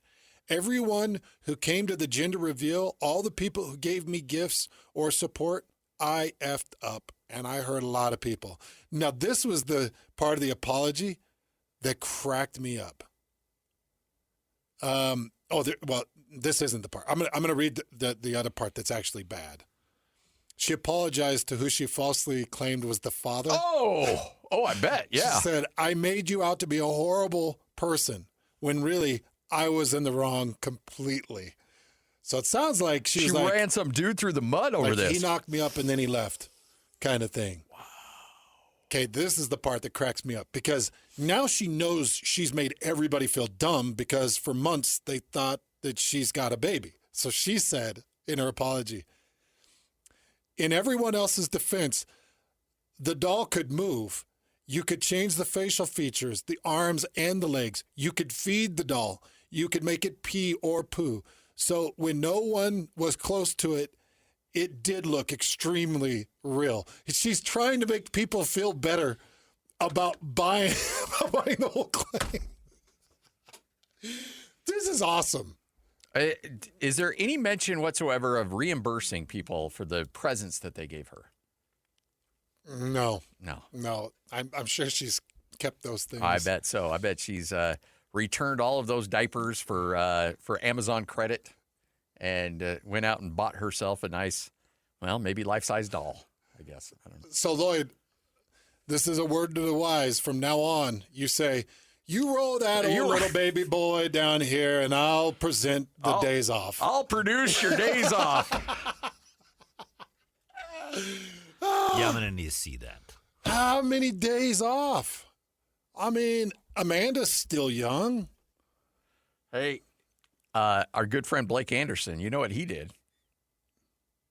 Oh, no. So Blake had the snip and got it reversed. I knew you could do that. And now he's in his probably 53, 54, and he and his lovely wife are now parents again. She's pregnant, or they had it. In fact, the kid, I think, is like 1 or 2 now. Holy cow. Yeah. Well, good for you, Blake. I know. But he also said, I think he was on the air with us when he said, he goes, tell you what, the reversal, far more painful than the first procedure. Really? Yeah. That's crazy that you can untie those things and reconnect them. But if it gets you a year and a half of time off, maybe it's worth it. All you got to do is just go see Bailey at Mint Medical, and you don't even need those the reversal. Those things will just weld back together on their own. They'll get you back to mint condition. Yeah. John Wilner joins us next, 97.5, the KSL Sports Zone.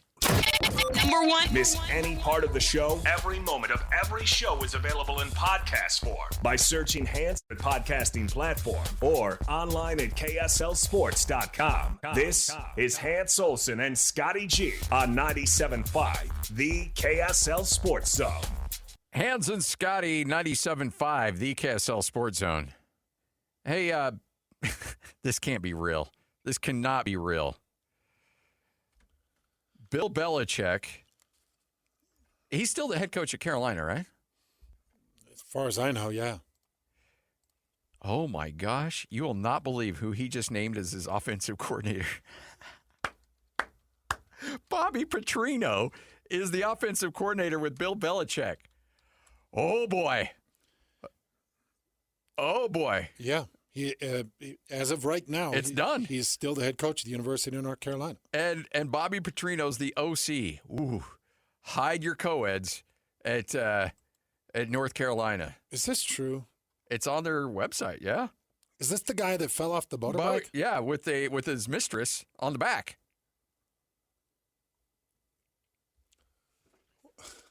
How do you bring this to your athletic director? Like, hey, look. I know how to fix this. Work with me here a little bit. Bobby Petrino. Like, wait, what? You know we're taking PR hits for you being weird, hanging out with your 24-year-old, and you want to bring Bobby Petrino in? It's like, okay, here's the thing, though. That takes the heat off me and puts it on Bobby. So people, they don't care about me and my 24-year-old. They're gonna talk about Bobby and what he's up to. So between the two of them, they have 157 years of experience. Belichick's 73. Petrino is 65.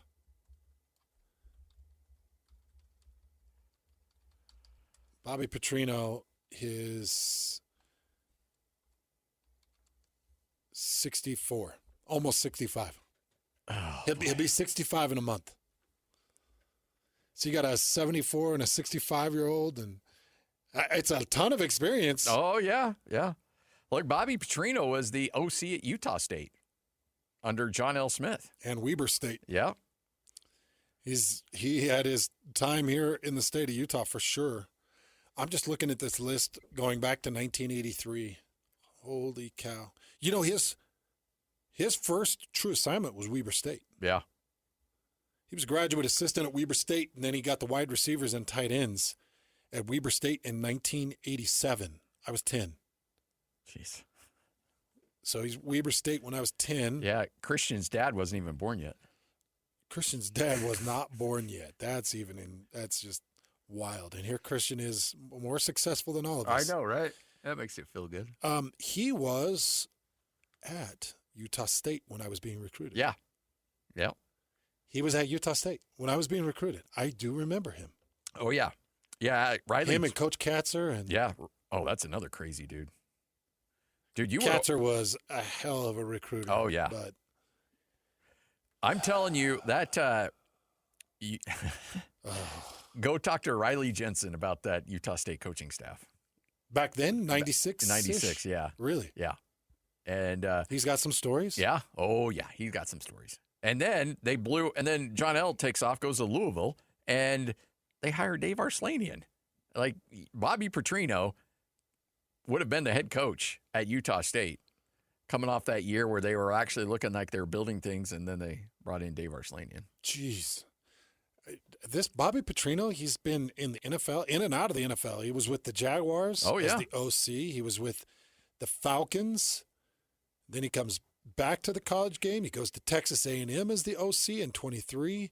He was at Arkansas as the OC in 24 and 25.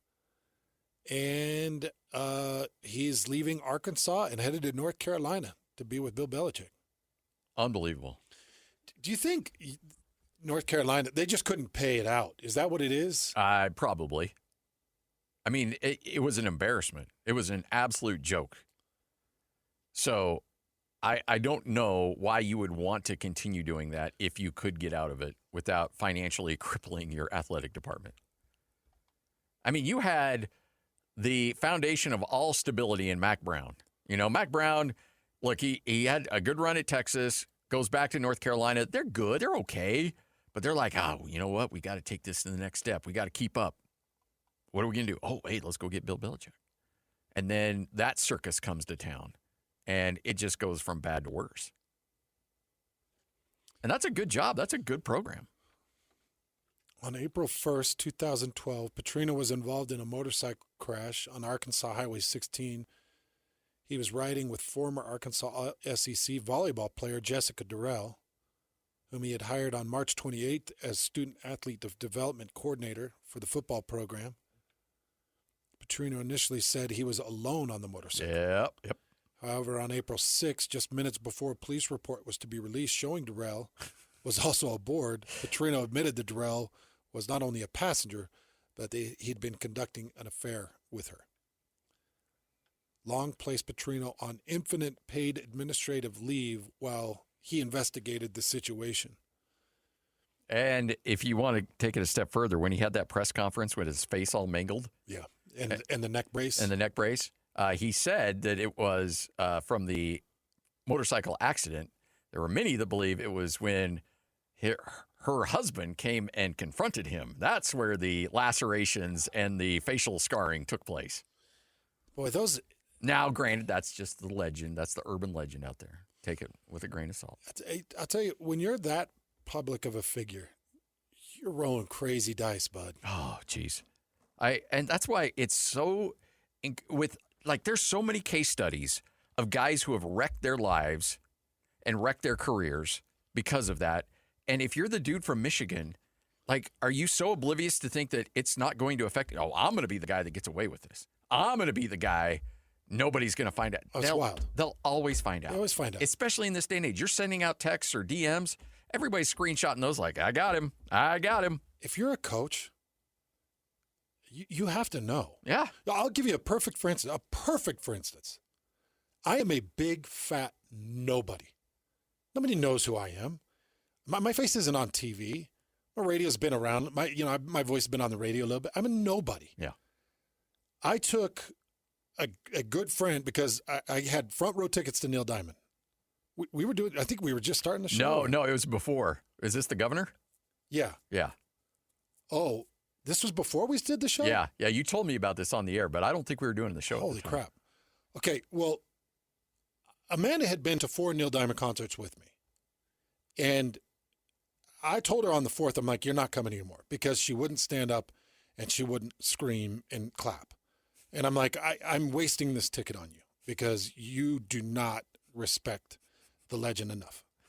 And so I told her, I'm not taking you. So when I ran my contract, that's right, because it was with Detective John Kimball. Yeah, yeah. It was with our good friend John Kimball, who's the president of RSL. When I was structuring that contract with him, I said, I need 2 front row tickets. So he's like, oh, great. Here, yeah, absolutely. So I had 2 front row tickets, and Neil comes to town. And I told him, man, I'm not taking you. And I found that my good friend, who is female, is the biggest Neil Diamond fan in the whole world. And so her and I would just sit around and sing Neil Diamond stuff. And so I'm like, yeah, let's go. And Amanda's okay with it. She's like, no, you're fine. And so, she's totally fine not going to the concert, no, too. more than fine. She's not a big fan of Neil. So me and Holly, we meet at the concert. And, we go and... No dinner beforehand or anything? No dinner beforehand. We share 2 seats that are up front. And, yes, the governor at the time walked by, and I knew him. Not Spencer. No, the one before. And he looked at me like... because he used to feed me back in college, and I dated his niece. And he was looking at me like, and for like 4 or 5 days following it, there was like all of this rumbling, 3 or 4 different rumblings that were sent to me. Like, what were you doing? I'm a big nobody. I'm an absolute nobody. And that was at the beginning of your radio career, too. Yeah, that was like year 5 or 6 or something like that. And people were buzzing over it. How do you think, as a public figure, a coach, how do you think you'd ever get away with anything like close to it? You can't. No, standing at a Neil Diamond concert, by the way, that's the one where I had the purse, and I was trying to get Neil to hold my purse, and he wouldn't. And I'm screaming, and I'm from me to you. And I'm screaming, Neil, hold my purse, hold my purse. And they See, now that's what I would be worried about more than the woman next to you. Well, a listener made me a Neil Diamond purse that was so sweet. It was leather studded, and it was a vinyl. They took Neil Diamond vinyl records and pasted them on. That's Crusher. Hardwood. That had to be Crusher. It wasn't Crusher. Really? They placed it, and they cut the hardwood as kind of a round handbag with the Neil Diamond Hot August Nights album on both sides. And then they took leather and they studded the 2. So they did leather studs, and then they did like a beaded handle. This purse was so sweet. And I wanted Neil to hold it and sign it. But he's busy with a concert. Yeah. But Neil does crazy things, so I'm thinking, he might stop and hold my purse and sign it. I'm sorry. Why are you laughing? Just you talking about holding your purse. I love it. You're like the alpha of the alphas, but when you go down these rabbit holes, it just kills me. He never did take my purse. But did he even see it? Did he even, is that the one where yeah, he looked at me. He looked at me no fewer than 10 times. Yeah. Because I am very large and I'm very loud. And you were a lot larger then, too. Yeah. You were over 3 bills. I was over 3 bills, probably 305. And was this the time where you yelled, I love you, and he looks at, I love you too, man? No, that was when I was with the Colts. Oh, okay. Yeah, that was my very first Neil Diamond experience. And Bill Polian, who was our general manager at the time, got me 2 tickets and had seats that were put right next to the stage. So a man and I were right next to the stage, and I embarrassed myself multiple times. But not to me. I embarrassed her. She kept pulling on my shirt. You got to sit down because we're not even in a row. Our seats are separate from the row and next to the stage, which I thought gave me carte blanche to be obnoxious and to be recognized. Yes. But yeah, I love Neil.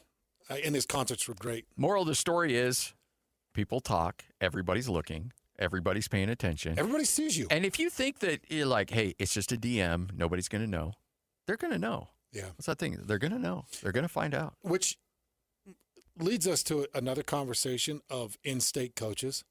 There just aren't scandals here. No.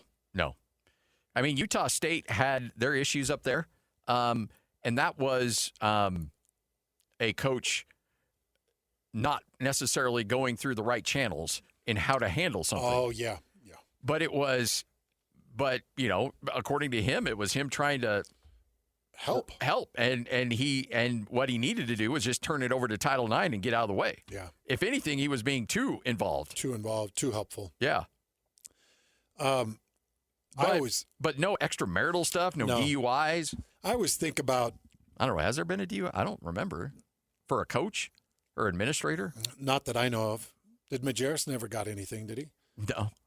I only bring up Majerus because he's probably the most controversial name in coaching in the state. Yeah.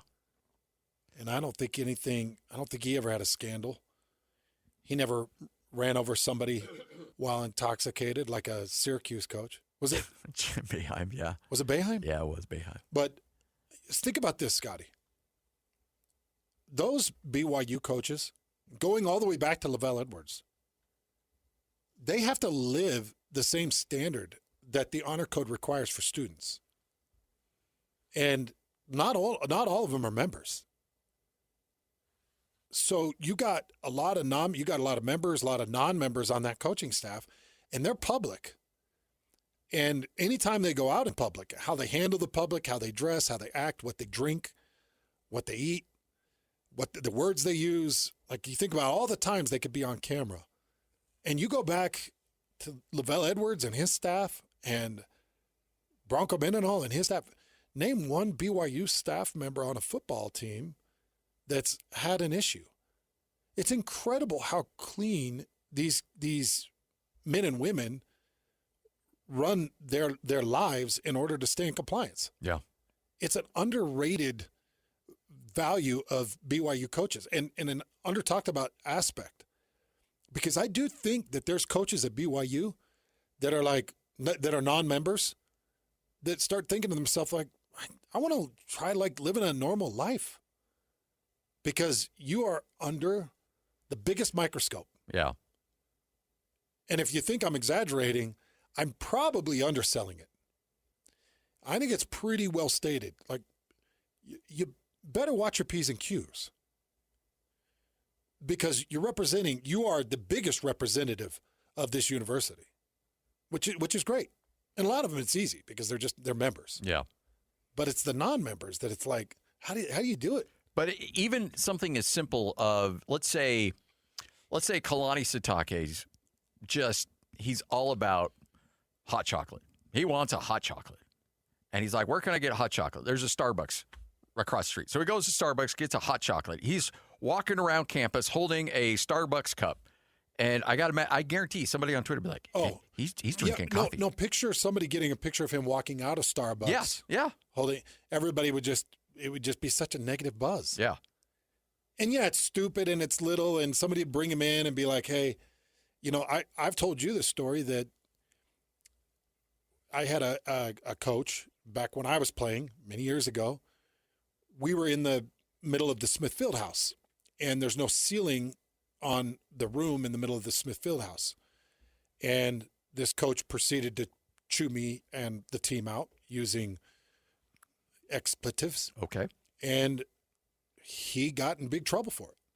There was somebody walking the track that was part of the honor code that heard the chewing and actually waited outside the door. So as we're all walking out, we see the guy, we're like, oh no. And, there was a good hand slapping. That's not public. That's a private thing. And it was something little and stupid, but these are the things that these men and women, they really have to stay clean. There's no room for screw up there. Yeah, and that's got to put a lot of and I've never heard a coach complain about it, a non-member coach, and we've talked to a lot of them throughout the years, on and off the air. I've never heard anybody complain about it, but I got to imagine that's tough. Yeah, they really don't complain about it. No? They all know what they're signing up for, They all know exactly what they're signing up for, but, you can't have that picture. I don't know why the picture of, who's that guy that married Jennifer Lopez a couple of times? Oh, Ben Affleck. Oh, where he's standing outside with a cigarette and looking like the world's coming down on him. Like, I'm telling you, how somebody hasn't been caught with a vape pen, just sitting there like, oh, I can't. I just can't even. I mean, we all have those moments where we're outside our work going like, with cigarette or no. You just feel like this sucks. Honestly, if you sign up to coach at BYU in any capacity, if you sign up to coach at BYU, all of that has to be gone. Yeah. It's just gone. Like you just can't even, like even in the middle of your house, in your bathroom where you feel like you're all alone. No, I don't. Maybe you can vape pen there. I don't know. Do they do random vape pen tests? I don't think so. I don't think so. Like, Aaron, you just popped on the random test. You need to go down and empty your pockets. Make sure you're not vaping. Oh my gosh, those dudes do a good job. That old that Avi that got done of you with the vape. Of me? Yeah. Do you not remember that? I remember the one of me on the toilet with a pie. Well, there was that one too. Can we bring those back? No. Can we bring those back? That one bugged me.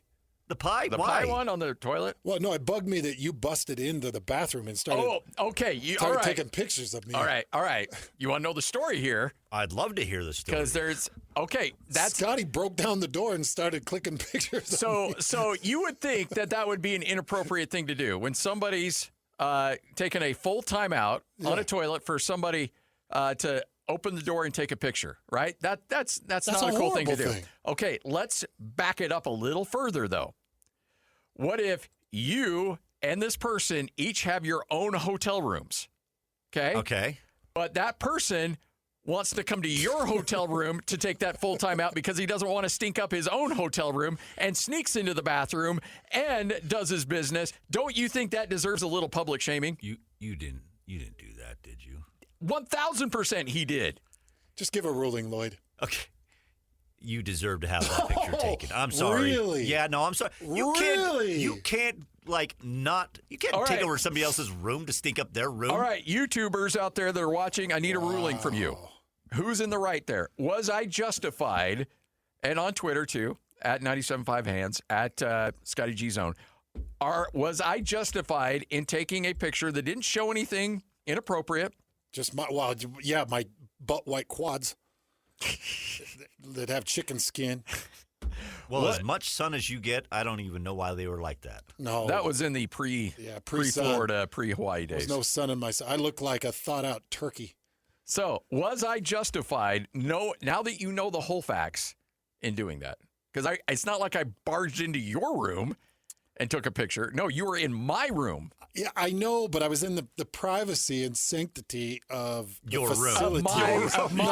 Facilities. Your facilities. I don't remember that's exactly. That's Bush League. I came to his room for a meeting, and I got hit by an urgent meeting, and that's how that went. You came because you wanted ice cream. Well, and the next thing I know, somebody's superimposing a big pie on my lap. And we got some rulings here, by the way. And it was a big blueberry pie, because that was when the whole pie thing came out, where I had to call 911. Oh, yeah, that's true. Lance says Scotty was justified. No. Yeah. Just you don't need to talk about the ones that are on Scotty's side. Just mention the ones that have my back. Chris says, are we just going to ignore the pie? Yeah, why did you have a pie? I didn't have a pie. Somebody superimposed the pie. That's weird. And it wasn't a particularly good Photoshop job either. It wasn't the AI you're seeing now. It's a massive pie. It was about the size of an ironing board that they superimposed. Oh, man. All right. Hans and Scotty, 226. All right, so there's a reason we're talking about bathrooms, pies, and Starbucks. Our guy, John Wilner, unable to join us. Not his fault. This is on us.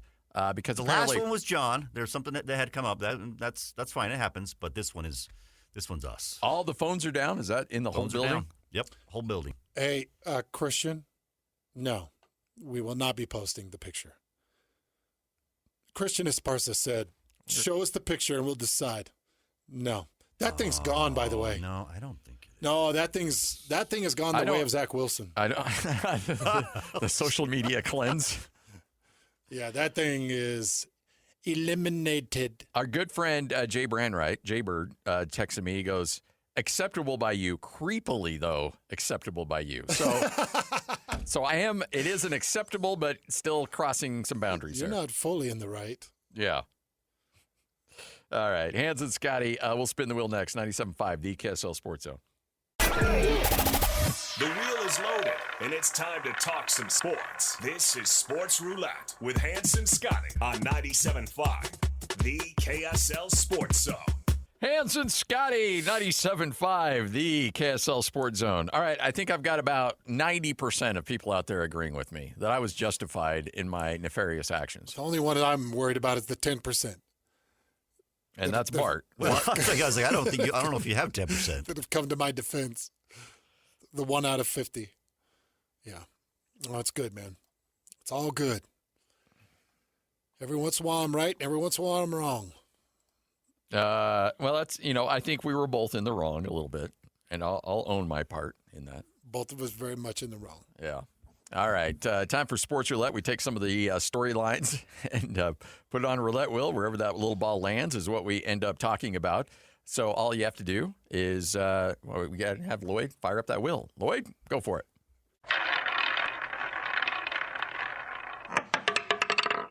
Big game tonight. You might be thinking NCAA. Well, I'm talking NHL. Yes. Because the Mammoth are on a 4-game streak where they're 3-1. That one loss coming to New Jersey on the road. And they kicked off their 7-game homestand with a win against Ottawa. So they are 3-1 in the last 4. They've got some ground that they got to make up. This is a team that's played more road games than anybody else in the NHL to this point of the season. And now they've got the 7-game homestand. They've got the comforts, the luxuries of their home, the Delta Center, which is quickly becoming notorious for the amount of noise that the home crowd makes.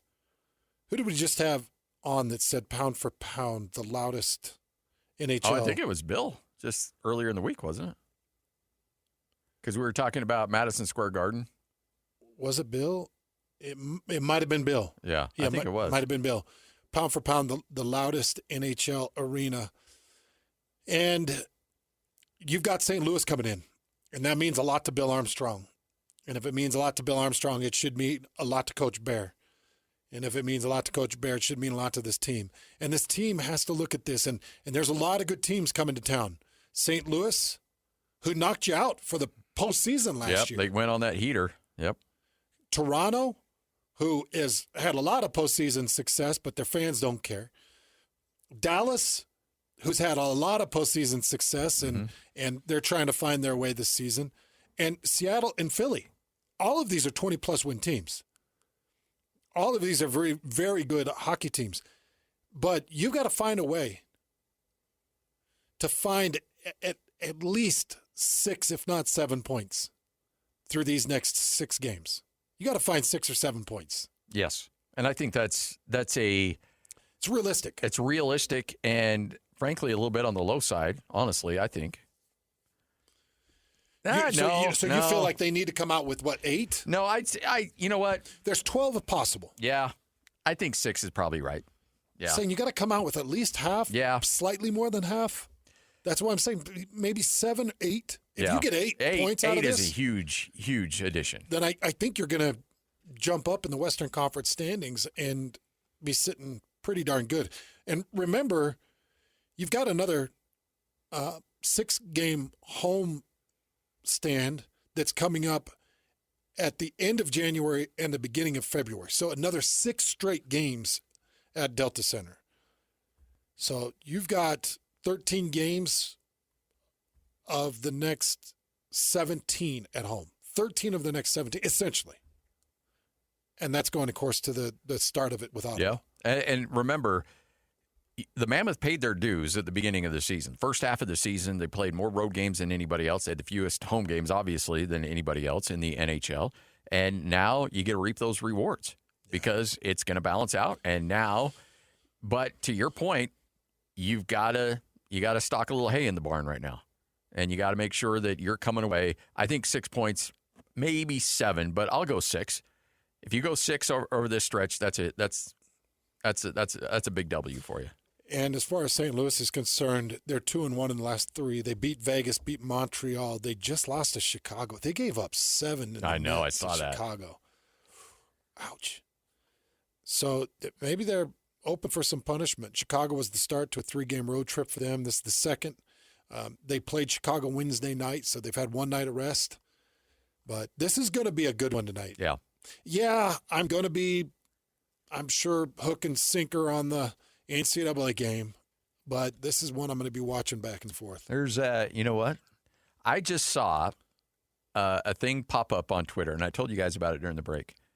You can buy an 85-inch TV right now for $650 from one of these tweets that I just saw from a place. And I'm like, you know what? I don't need a TV. How many inches? 85 inches. How big is this one? I don't know. Is that 85? That could be about 85. I feel like that's about 60. There's a joke there, but. Do you really? I'd take my shoe off and try to measure the feet by that, but probably not a great idea. Huh. Anyway, and so I'm thinking, like, you know what? Maybe I ought to just deck out my downstairs with just TVs so I could have a national championship. I could have a hockey game. I could have a jazz game. I could have all that stuff going on at the same time. Because TVs, man, this is why it's hard. And I think this is why the Jazz have invested heavily. BYU has done a tremendous job. The Mammoth do a tremendous job of their in-game entertainment because you're competing against these kind of opportunities where you can have a great visual experience in your home. The TV production's awesome. So you're like, okay, why do I need to go to a game? I can just go spend $800, get a beautiful TV in my house, get a sound bar so I have the great sound available to me. Why do I? Well, okay, you're going to make the great food. You're going to have the great opportunities, it's going to feel like you're going to a rock concert. Oh, and by the way, there's a hockey game. Man. So when you're saying 65-inch TV, it's corner to corner. Yeah, opposite corner. Yeah, so correct. Bottom corner to opposite top corner. Correct. Yeah. I think that's like a 70-inch. It's not even an. There's an 86-inch? 85-inch, $650. Do you know, I can remember my first flat screen TV. I bought it when I built the house in Melba, Idaho. Very first flat screen TV. It was like $3,200, and it might have been maybe 40-inch, something like that. And it was a flat screen. I was telling Lloyd, we graduated college, and we were in this apartment. I'm like, you know what? We deserve a nice TV. We deserve a nice TV. So I went to a place in Logan, and I bought a 32-inch Sony Vega. I don't know if you remember those Sony Vegas. It was gray, and that thing weighed at least 400 pounds. It was massive. Beautiful picture at the time, 32 inches, and I paid probably like $1,400, $1,500 for a 32-inch TV. Yeah, I'm telling you, back in those days, they were so expensive. But let's just say it's $680. That's one ticket. That's one good ticket to a UFC event. Wow. Right now. Yeah. One good ticket to a UFC event, and it's a good event. Like if UFC, whatever we're at, 280 something or whatever, came to Utah,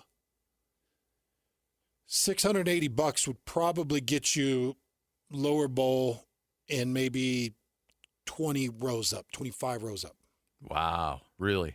I think that's kind of the range, yeah, for these UFC events. Yeah, it's expensive. Yeah. Or you could go and get. Hey, have you heard?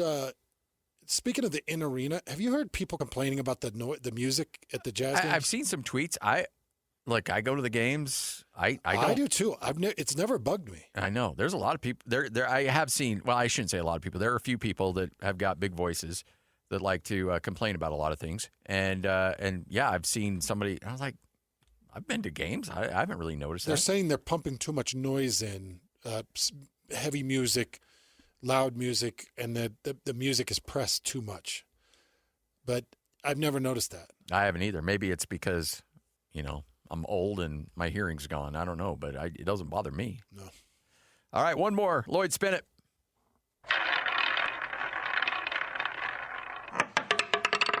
After thoughtful reflection with my family and much prayer, I'd like to return to Washington. He's coming back. I asked Brock Huard, there's no way this kid, the quarterback at Washington, who had signed a contract, an NIL binding contract with the university, and 4 days later goes in the transfer portal.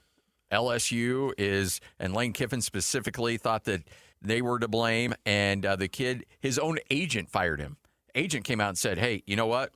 I'm no longer representing this guy because of our philosophical differences. This dude was so toxic, an agent fires him. And the kid now is like, reached out to Washington like, hey, can I come back? And Washington's like, yeah, come back. We'll make that happen for you. How are the fans feeling about it? I don't know. I don't know. We probably ought to do a follow-up with Brock to see what he thinks. Because I asked Brock, there's no way he can come back. There's no way he can show his name up on campus. But you know what? I guess you can. And if you throw the first touchdown in the first game, people will be like, it's all forgiven. We're all good. DeMond Williams Jr. He is another cautionary tale. Yeah. In a line of many, many cautionary tales of how not to handle your professional business. Joining up with a team, signing a contract for $4+ million. Then soon after signing the contract, declaring for the transfer portal, it's a no-go. Yeah, remember. For teams, for fans.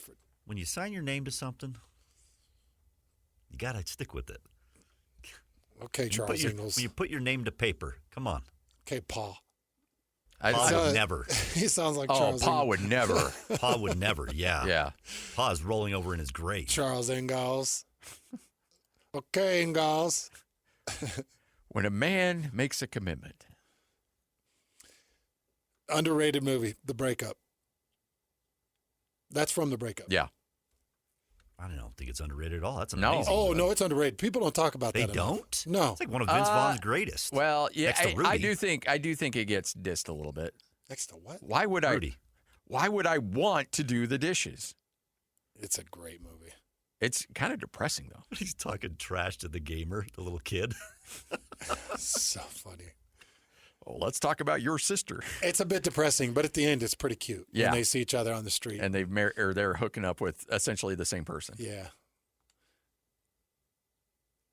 Or is that the... No, that's a different... Yeah, at the end of the breakup, they pass each other on the street, and he's got himself all cleaned up, and he looks good. And you know what? There was an alternate ending to that, where they're next to somebody. I remember watching this on the DVD. I think I know what you're talking about. Because... Are you serious? And essentially... Vince Vaughn is cleaned up, and he's got a girl that looks just like Jennifer Aniston, and she's with a guy that looks just like Vince Vaughn. Oh, no, I've never even seen that ending. I got to see if you got my back on that a little bit, Yeah, Lloyd? I think they did do one of those alternate endings. All right, I'll try I've never even heard of that. Because I've always thought that the ending of that was pretty darn cute. All right, Hans and Scotty, 97.5, the KSL Sports Zone. Coming up, we'll wrap up this bad boy straight ahead right here on the Zone. You're locked on to Hans Olsen and Scotty Chin. That's right. Yeah! On 97.5, the KSL Sports Zone. Hans and Scotty, 97.5, the KSL Sports Zone. Wrapping up another edition of the show. That's how my life is every day. To be honest, it's Adam Sandler at the mic. Fine, go then. I hate you. I hate you. I'm just sorry, baby. Baby, I love you. I'm so sorry. I didn't mean it. kidding, baby. Come to Papa. Oh, man. It's, yeah. Did you guys watch the Happy Gilmore 2? I did. I didn't hate it. I didn't hate it either. It was fine. The first 30 minminutes, phenomenal. Yeah. But then it got the Haley Joel Osment twisty. Yeah. That was a little weird. It was weird. It was weird. It was weird. It's weird, man. He's like, But that's what the Sandman likes to do. He likes to put little weird little things in there. Yeah, that was really weird though. That one was too weird. But you know what? I always set the standard based on one of those first remakes that Netflix got into, and that was Coming to America, which was the second movie, which was one of the worst movies, period, let alone, I mean, it just spit in the face of the original Coming to America. Really? It was bad. And so I thought, now I compare all of the movies like that, like that one, and then the Beverly Hills Cop to that, and they all look like Golden Globe winners compared to that one. So my bar is set really low for those kind of movies. Well, the first 30 minutes when John's living in his garage. Yeah. John stole the movie. He was the best part of the movie. He did. He killed it. And I guess the two girls in that movie are his actual daughters. Yeah. So I thought that was kind of cool. I'm always up for a good Sandler movie. Yeah, maybe, not Little Nicky, but other than that, I'm down. Not Little Nicky. And what's the one where he plays a girl and a boy? Oh, I never watched that one, but yeah. What is that? Where he's the brother and the sister. Yeah. Yeah, he got a little weird. It got off the rails a little bit for him. All right, give me a prediction tonight. Indiana, Oregon, 5:30 kick on ESPN. Indiana, a 3-point favorite. Indiana covers 21-17. So another good game then. Yeah. Oh, Lloyd. When did you fall in love with Fernando? Because these Raiders are going to draft him number 1 overall. Oh, our Raiders. Oh, yeah, that's right. Your Raiders. Sorry. You know what? Turn it up. Let Abba tell us. 3,172, 36 touchdowns. You'll come to Vegas. Ooh. I like it. That dude's a baller, man. 36 touchdowns. And it's impossible not to like that guy. Like, he goes to the Raiders are all of a sudden going to be somewhat likable because of him. You know what I like about Mendoza? I like when he decides to run. Yeah. It's never, I'm going to run. It's just when he decides to run, he goes and gets it. Yeah. And you're like, oh, I forgot he can do that. Yes. He does look a bit Travis Wilson-ish when he runs. Like a little baby giraffe out there. A bit. Yeah. In fact, I heard one of the color analysts say the baby giraffe, the last game. Oh, did they? Yeah, they called him the baby giraffe. And I was like, whoa, whoa, there's only one baby giraffe out there. That's our guy. That's our precious Travis Wilson. Yeah, come on now. How long it takes a big... Oh, sorry. But Fernando Mendoza, tonight in action, his Heisman numbers are very gaudy. Threw for 36 touchdowns. He ran for another 6. Responsible for 42 total touchdowns and only 6 interceptions on the year. That's 6 interceptions to 332 attempts. He's completing nearly 73% of his passes, Scotty. He's good. Yeah. Very deserving. When he won it, I thought, I don't know, the Pavea kid's really good. But then when you pay attention to him, I think the voters got it right. And did you vote for him? I voted for him. Was he number 1? Yeah, he was my number 1. I probably should have ran it past you, although you wanted Jacob Robinson number 1. I put Rodriguez, yeah. I put him at 3, and I put Pavea at 2. I think if I had a Heisman vote, I think I would have gone Rodriguez at 1. Just because I don't get an opportunity to vote for a defender very often. Yeah. And you can make an honest. Oh, easy, yeah. You can make an honest argument. The problem was, and I think they kind of set it up unintentionally for the winner of that Indiana-Ohio State game to win, whoever the quarterback, whether it was Sand from Ohio State, because it's all based on a web vote. So they send you this secure link so you can open up and make your votes. And that window to vote opened up right at the end of that Indiana-Ohio State Big Ten championship game. And so that's fresh on everybody's mind. And so that's why I think a lot of people are like, well, whoever wins this, Julian saying if Ohio State wins, will win the Heisman. But he looked horrible in that game, and Mendoza looked awesome. So there you go. Oh, man, you went aggressive with that tweet, bud. Jeez. That's an aggressive tweet, Scotty. We're going to have a meeting? Oh, baby. Oh, baby. Funny, right? Yeah, it's funny. Okay. I don't know if we need to alert everybody to that. At Scotty G Zone. All right. Have a good laugh. Hans and Scotty, JJ and Alex next, 97.5.